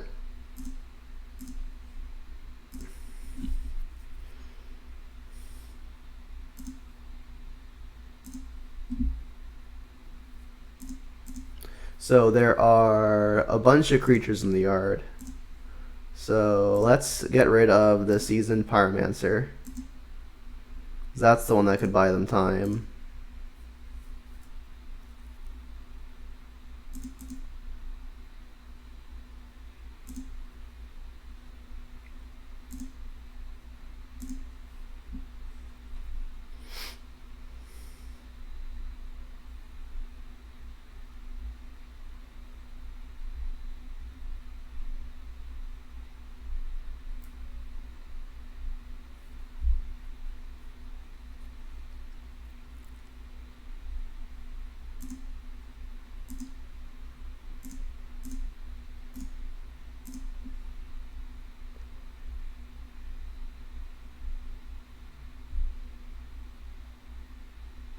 Questing Beast. Well, we can terminate that. No biggie.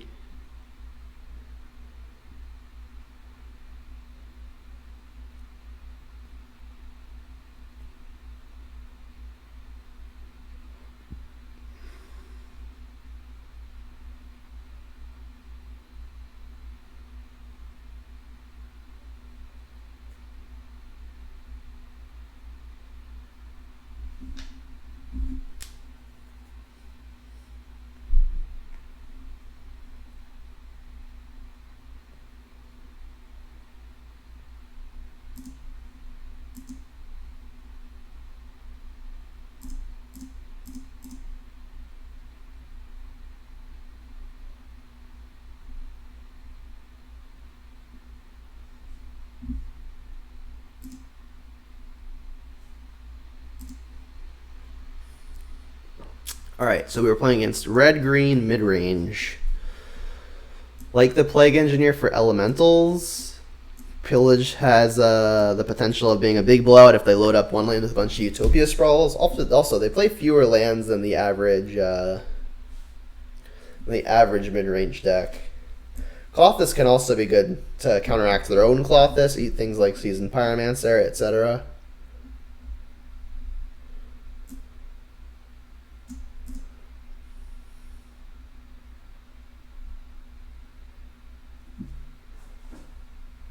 Dark Confidant doesn't seem the strongest. Liliana definitely weaker on the draw, especially if they could be Blood Mooning us. And Kolaghan's Command honestly doesn't kill a whole lot. Let's give this a go. Inquisition and Thoughtseize really not strong draws in a top deck war, but it's probably too important for reasons of getting rid of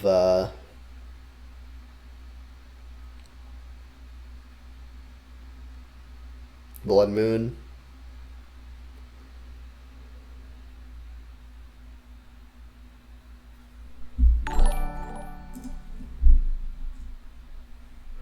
It's got a new follow, despite the stream not being working.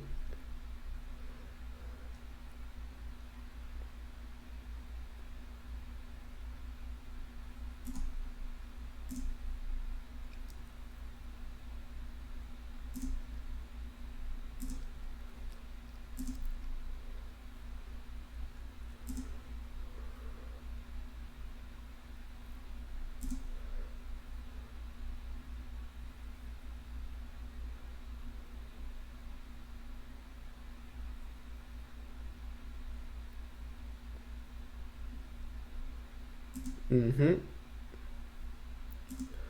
think I'm just going to black leave Cliffs and bolt that. Would love to draw a way to get one of my other basics.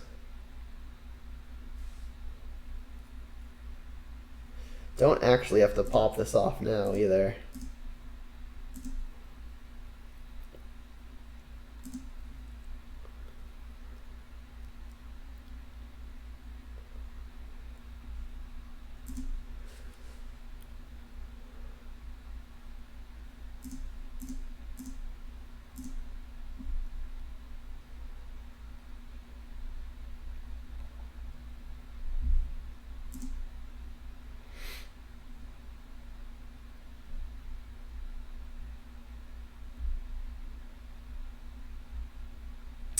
Village, rude.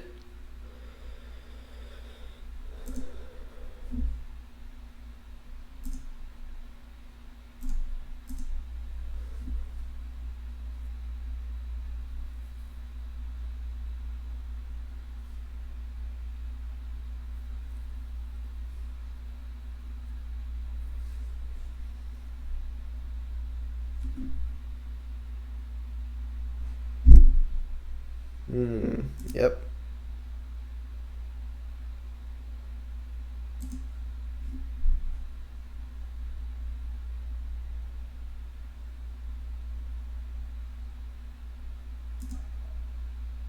Well, we've got the Plague Engineer to deal with those elementals. I think I really just want to make sure I hit a land drop here. So let's get a basic and then always dust something. Not a creature. I guess they could be playing Wrenn and 6. So let's get rid of their Windswept Heath. Goyf could be worse.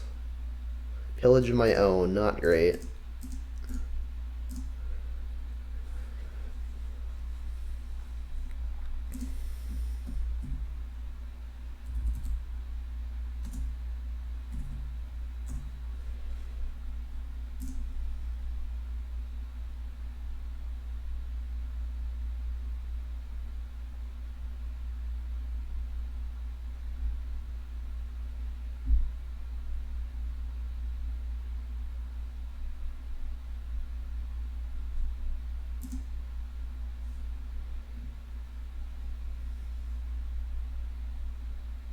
We got a lot of really mean hits here. What did it hit? Oh, Klothys. Jeez.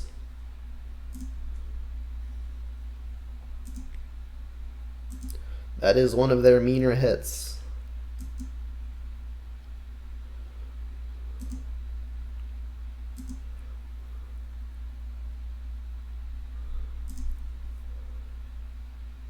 Cool. So, I think I'm just going to get Overgrown Tomb here. Or no, Blood Crypt, because I want to be able to pillage. Although pillage doesn't really mean a whole lot anymore. I definitely want double black for Liliana. This means I can't really beat a Blood Moon, but if I get Forest, I can't cast my Liliana or pillage. And that seems worse.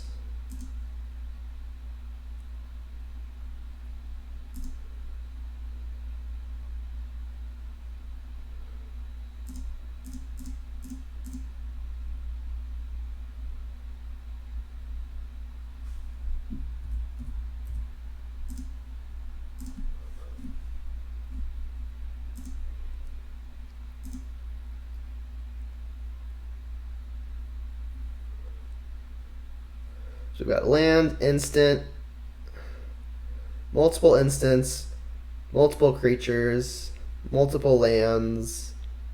About sorceries, just one pillage. So I mean, if they hit their own pillage, Goyf will shrink, but it'll still block a Bloodbraid.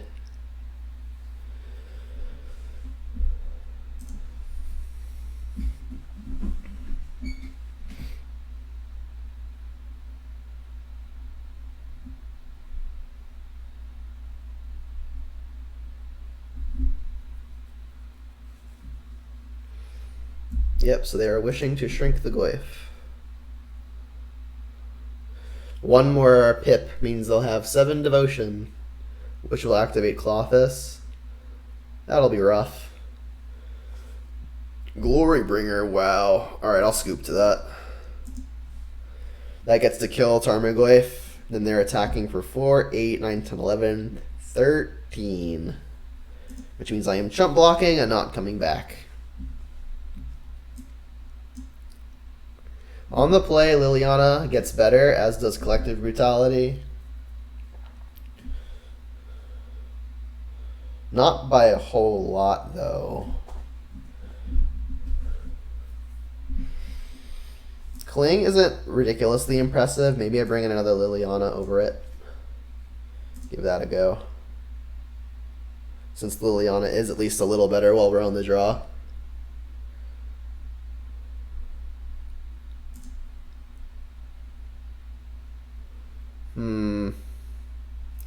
So this has access to all of our colors.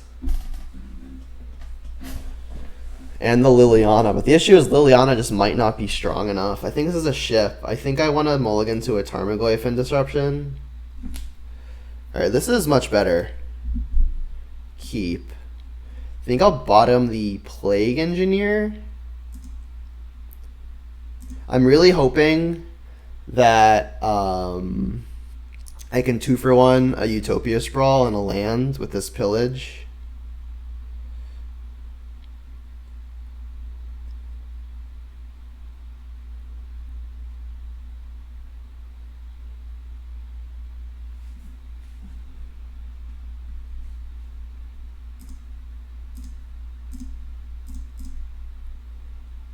Can get basic forest too with this hand. I should probably just take their accelerant. Yeah, I don't really have a way of killing it. This leaves them with the lightning bolt, which can take care of the scavenging ooze, which is a bit on the awkward side.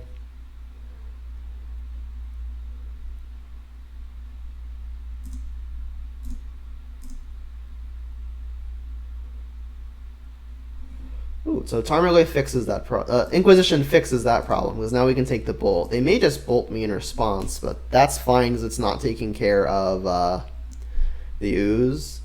They didn't just bolt me in response. Strange.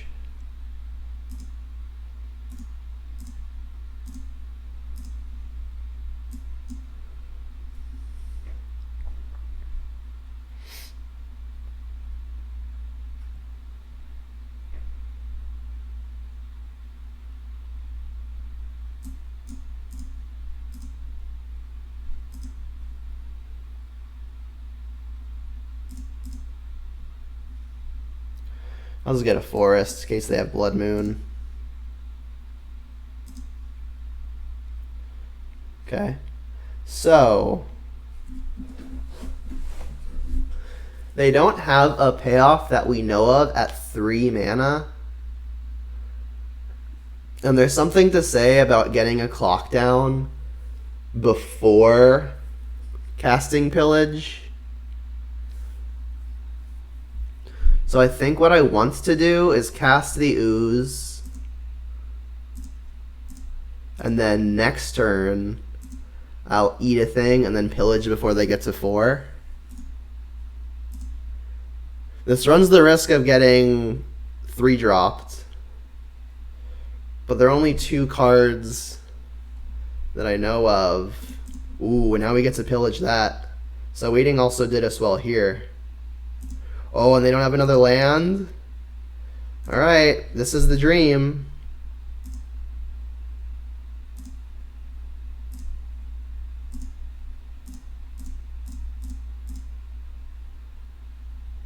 How do you like it, Ponza player? And then let's up the clock by eating an elf.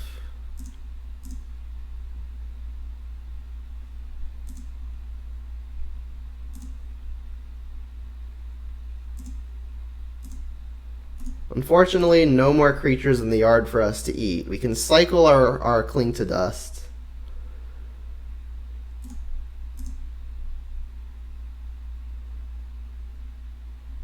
Wow, they didn't even draw a land. Alright, so Swamp's actually an okay draw. Let's take out their Wooded Foothills. Redraw. Red and 6. Nice.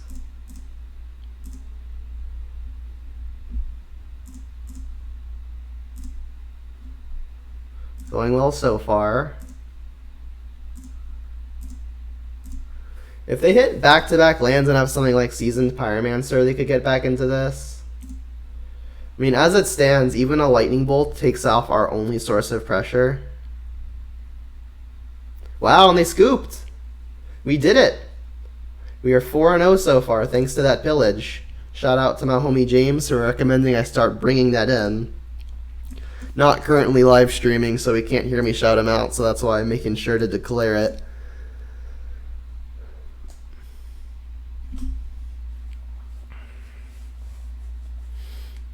Let me try to run a speed test again.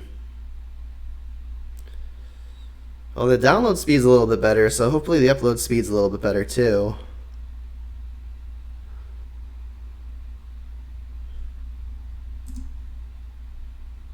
Oh, the upload's much better. Let's start streaming. We went from half a megabit per second to 10.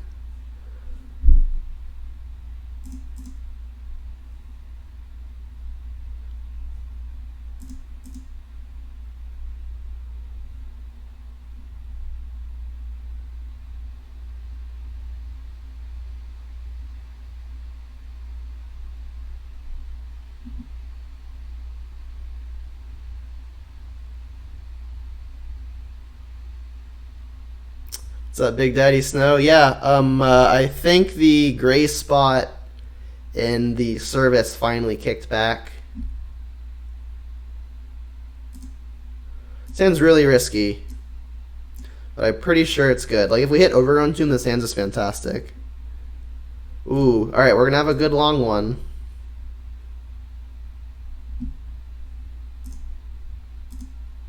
Maybe we snipe a Growth Spiral with this. Well, they have two. Let's take the remand then. Really, really, really want to hit green source here. Ideally one that's also black. Any fetch or Overgrown Tomb would do it. Between the 8 fetches, 2 Overgrown Tombs, and a Nurturing Peat Moon, that's 11 aces. But any other land would be also fine.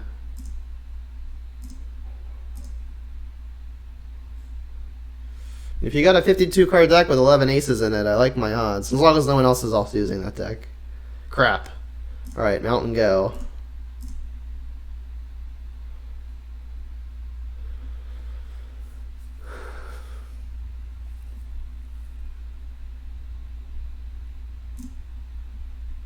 Maybe they also miss lands. Not yet.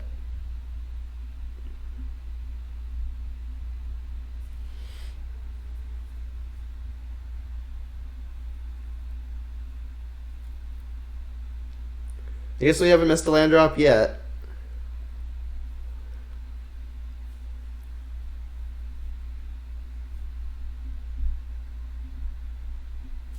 They're trying to figure out if they want to grow Spiral now and try to spike one. Spike a land, that is. Looks like it. Come on, Brick. Hey, yo. Alright, so if we hit a land here, we can get this Liliana down. Because we know they have all spells. This is a huge draw step. Huge. Damn. Alright, well, it's something we can cast.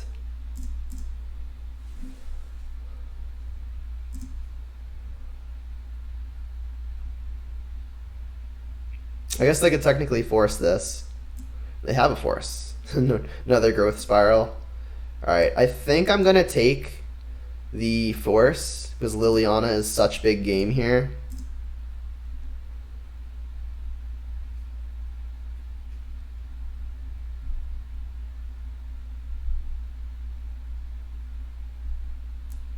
Crap.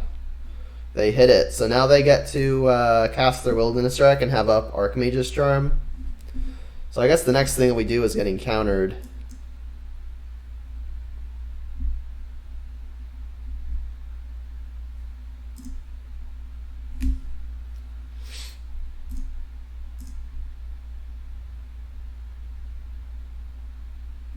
Still need the land for any of this to matter. Alright, it's the green source next turn.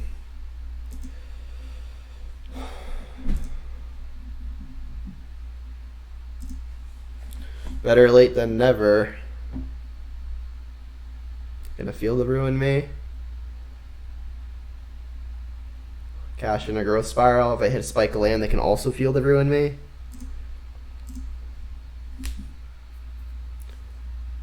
Damn, they hit. How lucky.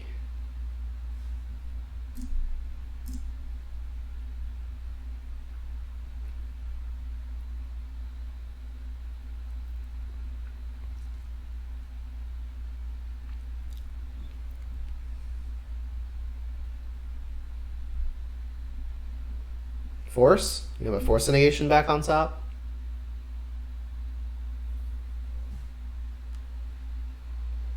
Still can't cast Liliana. Just remand.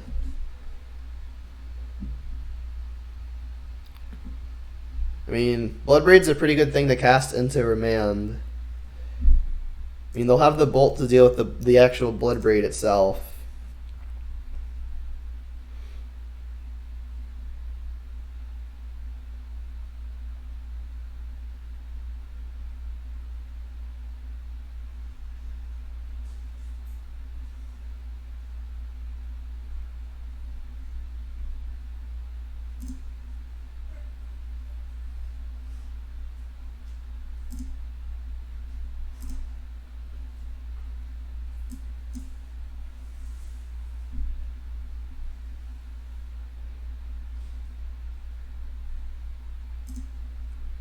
Come on, lands.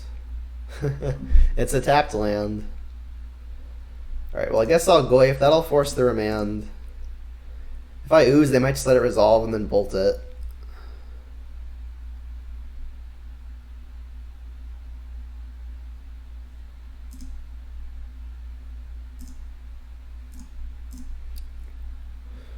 Little on the awkward side. I think we'd be in a very good spot had we hit the land on time. I mean, as it is now, we're doing okay. Growth spiral number 4. Math checks out.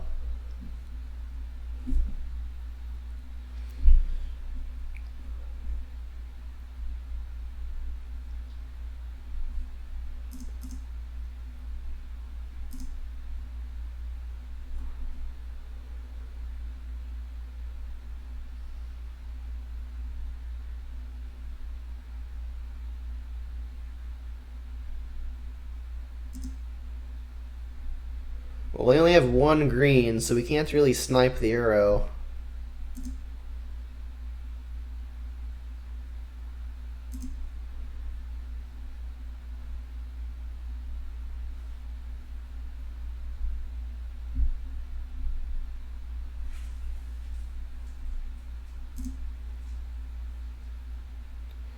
Green source would be big, although they probably just counter the ooze at this point. How about another black? Alright, so we can Liliana to deal with the arrow, but they're just going to end up recasting it. I think I'm going to try to double spell Liliana and Tarmogoyf. Bloodbraid doesn't do a whole lot here. I mean, they're gonna have untapped mana for the rest of the game because of the Wilderness Wreck.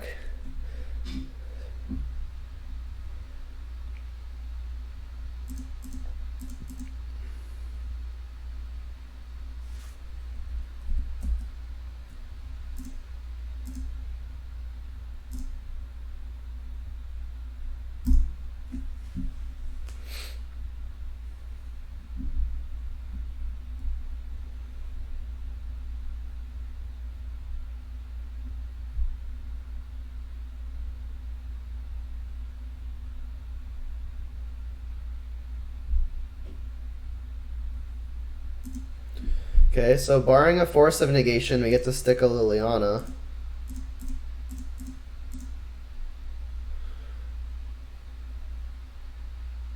Yeah, James, we're back and it looks good. We actually ended up winning match 4. Oh, they had the force. I made sure to give you a shout out in the at the end of the match too, because we actually ended up winning as we pillaged a land with the Utopia Sprawl on it, and they got everything stuck in their hand. So even though we weren't live, you got your shout out. Not looking good here though. We kept a risky 2-lander. with spells we could cast, and we didn't hit our fourth land until turn, or we hit our third land until turn 4, and it was a Raging Ravine. So it looks like we're about to be down a game.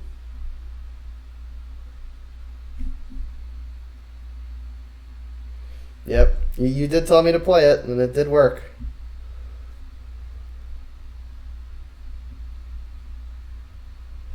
Alright, I'm about ready to scoop this one up here. Yeah, we'll keep playing it. We have a reputation to uphold, right? Not really.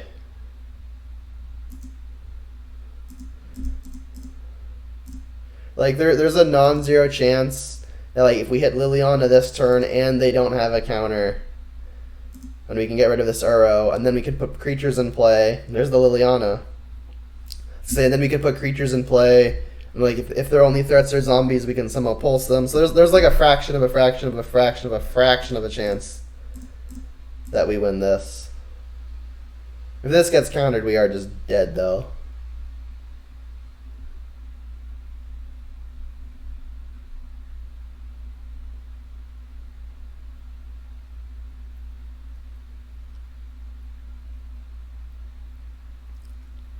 This is game 1.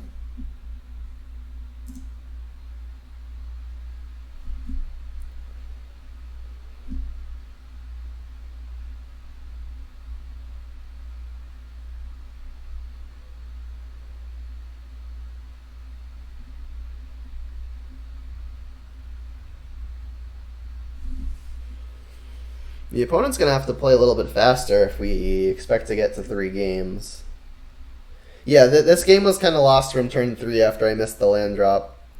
Like if we hit a fetch land or an Overgrown Tomb or a peatland naturally, I think we were very, very ahead. It was we Inquisitioned them on turn 1 and saw that their hand wasn't nutty. And they even stumbled on their own land drops. Like they gross filed 3 times and didn't put a land into play with any of them.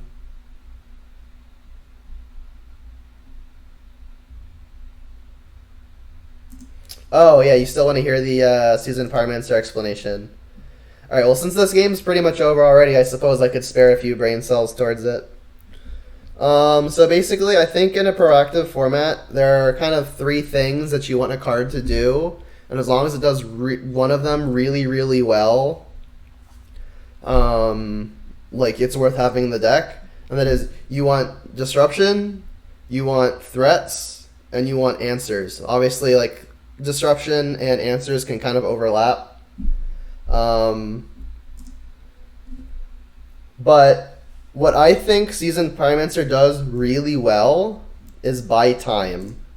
And in a proactive format, I'm not entirely sure buying time is the commodity that you want. Like time isn't the commodity that you should be aiming for, basically. Like you want to be proactive, so you want Disruption, you want Answers, and you want Threats. Seasoned Pyromancer falls under that threat category. It's definitely not one of the other 2. And it's a slow threat. For 3 mana, you sometimes only get a 2/2, and then like best case scenario, it's a 2/2 and 2 1/1s, none of which are evasive. So I just don't think it's something you want to be doing. Like if you're gonna see like if half of your matchups are gonna be against Jund and like red-green midrange, then sure, it's probably fine. But like even there, you got to think it's not necessarily your best card. Like a lot of the cards in Jund are good, so it's like what do you replace with the Seasoned Pyromancer? Like if you pick a card at random that I'm playing right now, like I'll tell you between Disruption, Answers, or Threat, like what it's really, really good at. But then if you ask me which of the 3 Seasoned Pyromancer is really, really good at, I couldn't tell you because it isn't good at one of those 3. And like that may just be like my own kind of analysis of that might be kind of biased towards my own like fingerprint playstyle. But I played 3 leagues back to back with Seasoned Pyromancer to a combined record of 7 and 8. And without the Seasoned Pyromancers, my combined record is like something in the realm of 65 to 70% win rate. what do you consider card advantage to be in those three categories? I don't. Like, card advantage really isn't, like, a pillar of the format. Like, when you look at things like Eldrazi Tron, when you look at things like Mono Red Prowess, Blue Red Prowess, Ad Nauseam, like, Ad Nauseam the deck, not Ad Nauseam like the phrase. Like, none of those things, like, they all execute their plans extremely well without any source of card advantage. Like, card advantage is nice, but it ultimately won't win you games unless it's like mid-range versus mid-range or mid-range versus control. And a lot of the time, it's aggro or combo is involved. All right, so blue, red, green. Let's shut off Field of the Dead. Let's shut off Uro. Well, we have a lot of sideboard cards. Cling is going to be good. Bolts will not be good. Don't think I'm wanting to 1-for-1 here. We need to cut 7 still. Alright, let's cut 2 Inquisitions because Brutality kind of does that job. Kolagon's Command isn't going to buy back a whole lot. It's also not going to kill a whole lot. Your comment's kind of long. I'll read it as soon as I'm done sideboarding. I got to get 4 cards in a minute and a half. Let's get another Inquisition out of here. We can get like a Fatal Push. Both of them probably. One more.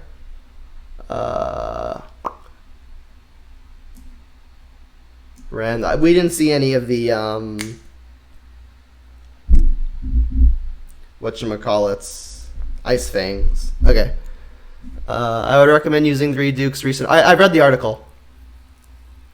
In fact, I got Channel Fireball Premium just for that article.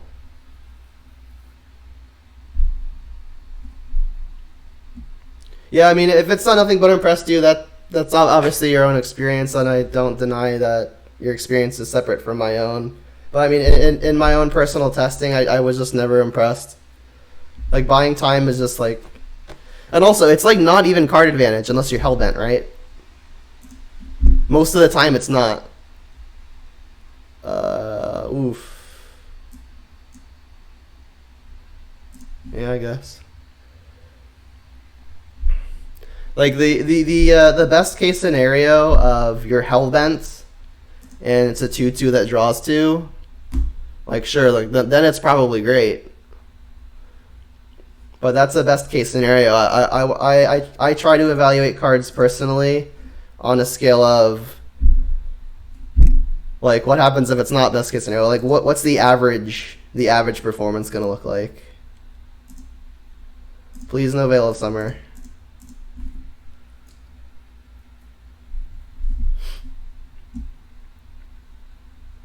Cool, they didn't have it. Alright, well, assuming I'm hitting a land here, I would really, really like to stick an Ashiok, which means that Ramanda's gotta go.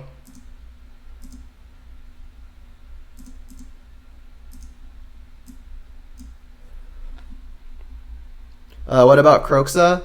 I like Kroxa a decent amount, but I feel like it's kind of too slow. Like, it falls in the threat category. And 4 mana for a creature that has a fail rate is not what I want to be doing right now. For example, when I was playing Star City Regionals just before the pandemic started, I played 2 Kroxa and it did very well. But there were also people weren't really like packing incidental sideboard hate for it at the time. Come on, land, please. Yes. Oh, that was huge. Alright, let's get this Ashiok down. So hopefully they haven't drawn Force or another Remand. Alright, they played this island. Alright, so this, I guess, could also redraw into a Force. Come on, please stick. Yes. Alright, so I think I should probably mill myself here. I mean, they don't have Veil of Summer up. I'll just target them.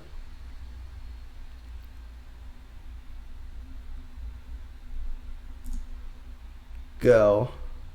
Alright, that Ashiok's big.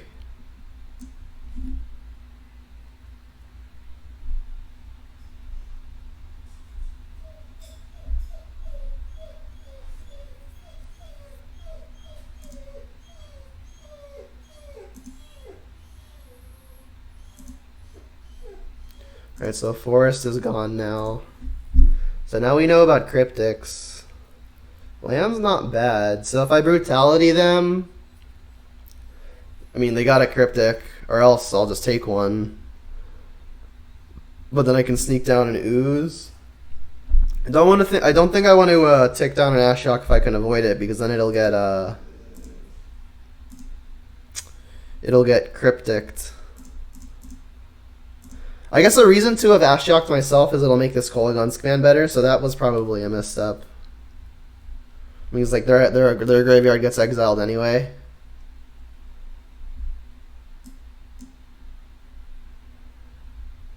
Like if this is counterbalanced, then fine.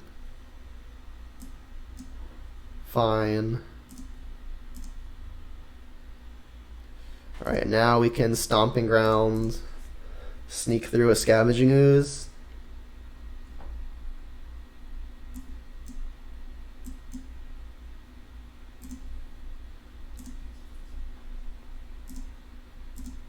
Boom, bang, go.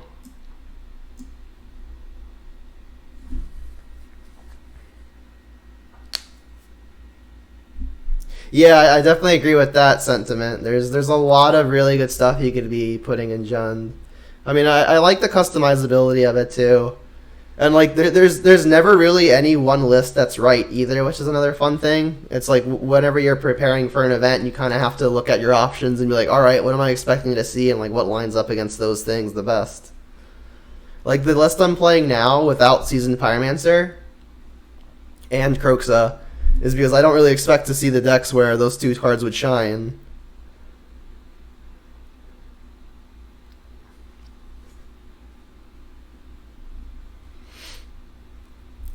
Alright, so clearly we're attacking. Let's lead there.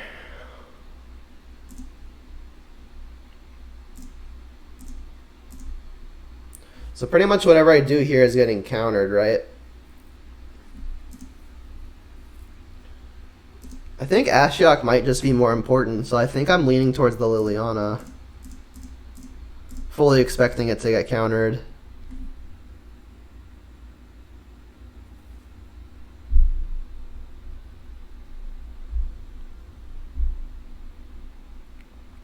But yeah, the three pillars that I sort of mentioned that I've identified, the disruption, answers, and threats, those are like the three pillars as they stand currently. If the meta ever shifts, I can definitely see like adding card advantage and then even taking down something like disruption. So it's just like answers, card advantage, threats, stuff like that. But like right now, I don't think that card advantage necessarily matters a whole lot.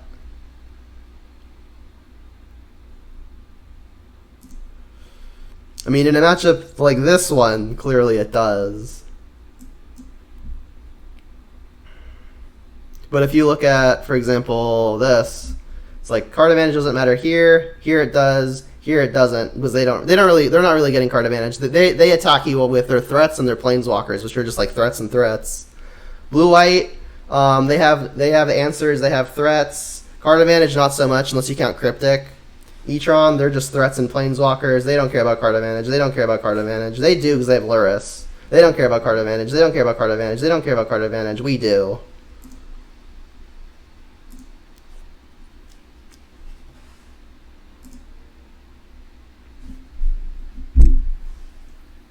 Alright, let's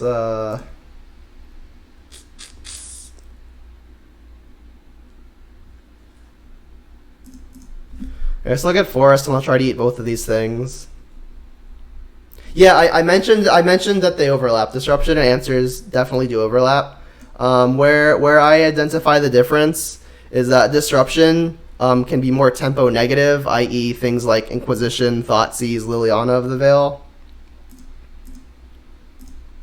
Whereas cheap answers would fall under the category of things like Fatal Push, Lightning Bolt, Terminate, Abrupt Decay, Assassin's Trophy, the like. Like, they do different jobs. One is proactive and one is reactive.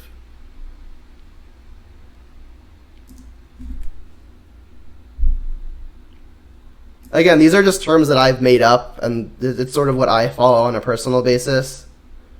Could be completely wrong, but it's just my own experience. Yeah, we think alike, you and I.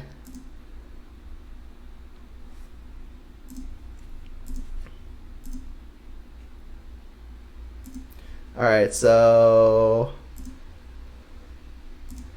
I mean, I guess let's try to stick an Ashiok. I doubt it works, but we have a backup.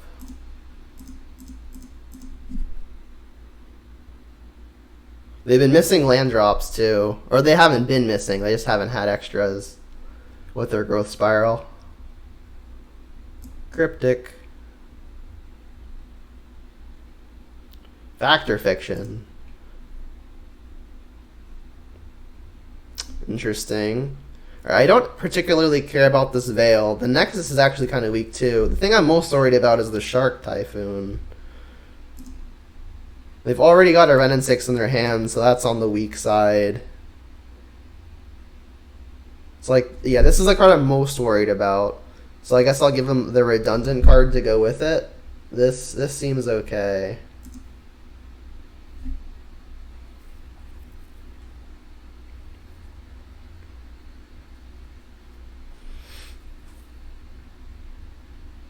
Alright, so they took not Renin 6 and not Shark Typhoon. Okay, I guess it automatically lays it out for me now. That's nice.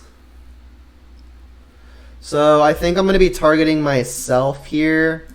Their stuff is going to get exiled anyway, and I've got a Kolaghan's Command, so I'm hoping to hit a creature and make it better. Yeah, I targeted myself, so your Veil ain't gonna... It'll cycle, but yeah, the activation will still go off. They probably wanted to wait. They probably thought I was just going to target myself, or target them with it. Alright, we hit a Bob. Bob is one of our better creatures in the matchup, too. Yeah, Factor Fiction is pretty skilled. It's skill testing of your opponent, too. Like, you can practice casting it as much as you want, but it's like your opponent has to actually figure it out.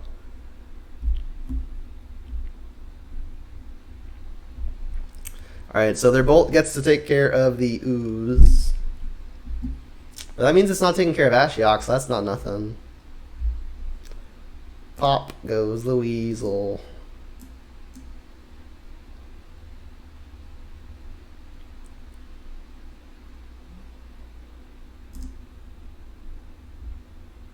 Yeah, I've thought about making a cube where the entire cube is like the card has to have options when it comes into play or when you cast it. So like all of the commands would be in it, all of the charms would be in it. Things like Unleash would be in it because it's like when it enters counter or no. Or like every single card has a decision involved.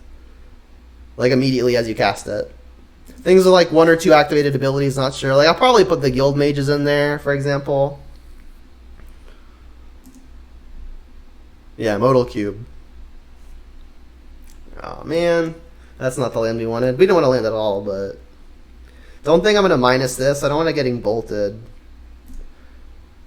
I mean, if I'm going to go for a Kolaghan's Command, now might be one of my better times to do it.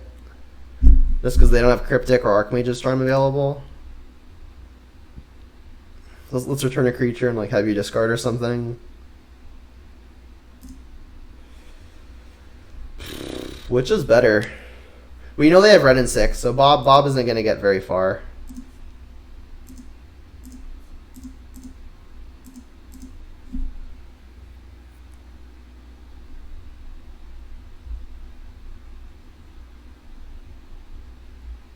Hard cast to force. Aether Gust. I'll top it. I'll actually end up having 6 mana next turn. I'm hoping this Ashiok is messing up their day, but the Field of the Dead's about to mess up our day. So it looks like our run is stopping at 4-1, which is unfortunate. Always sucks to be 4-0 and then lose the winning trophy.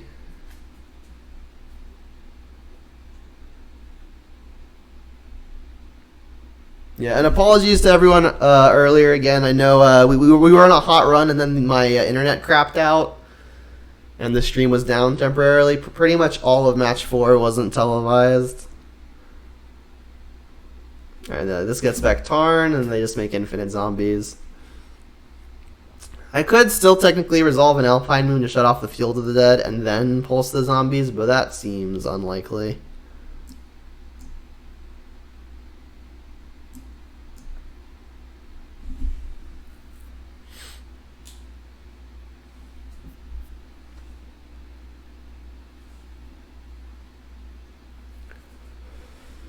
Whew.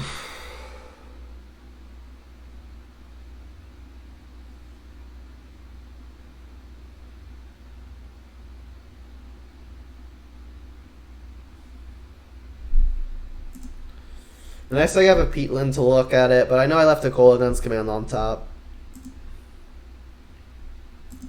Rough, rough, rough. Yeah, I think we're pretty much dead in the water here.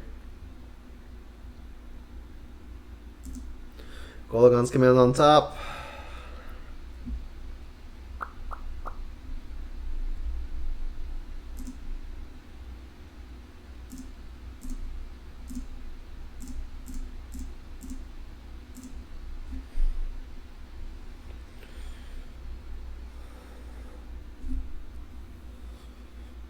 Alright, let's save the world some time and just scoop it up here. I can no longer beat the Field of the Dead. Alright, so that wraps it up at 4-1. Still a pretty respectable finish. Alright, so let's do a deck wrap-up, as I tend to like to do. Okay, so playing 23 lands, as I have been doing for a while. There were a few instances this league where I really needed to draw land number 3 and I missed.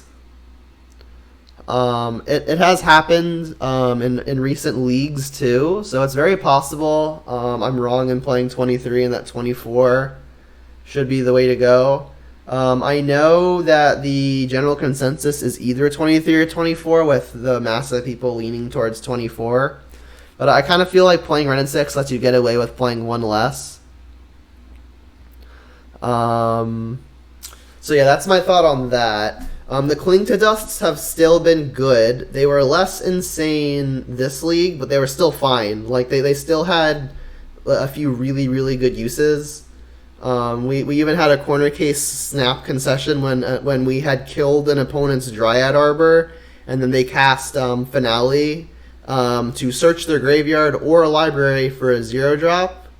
And I had the read, or I had the guess, that they only played one Dryad Arbor, so I clinged their, I guess it's clung. I clung their Dryad Arbor in response to their tutor for 0, and they just scooped because I guess they didn't have a second one, which was funny.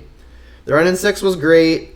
The Tarmogoyfs were obviously fine. Oozes were great. Again, the Terminate was excellent. It killed a Questing Beast versus Red-Green. Wow, mode is laggy.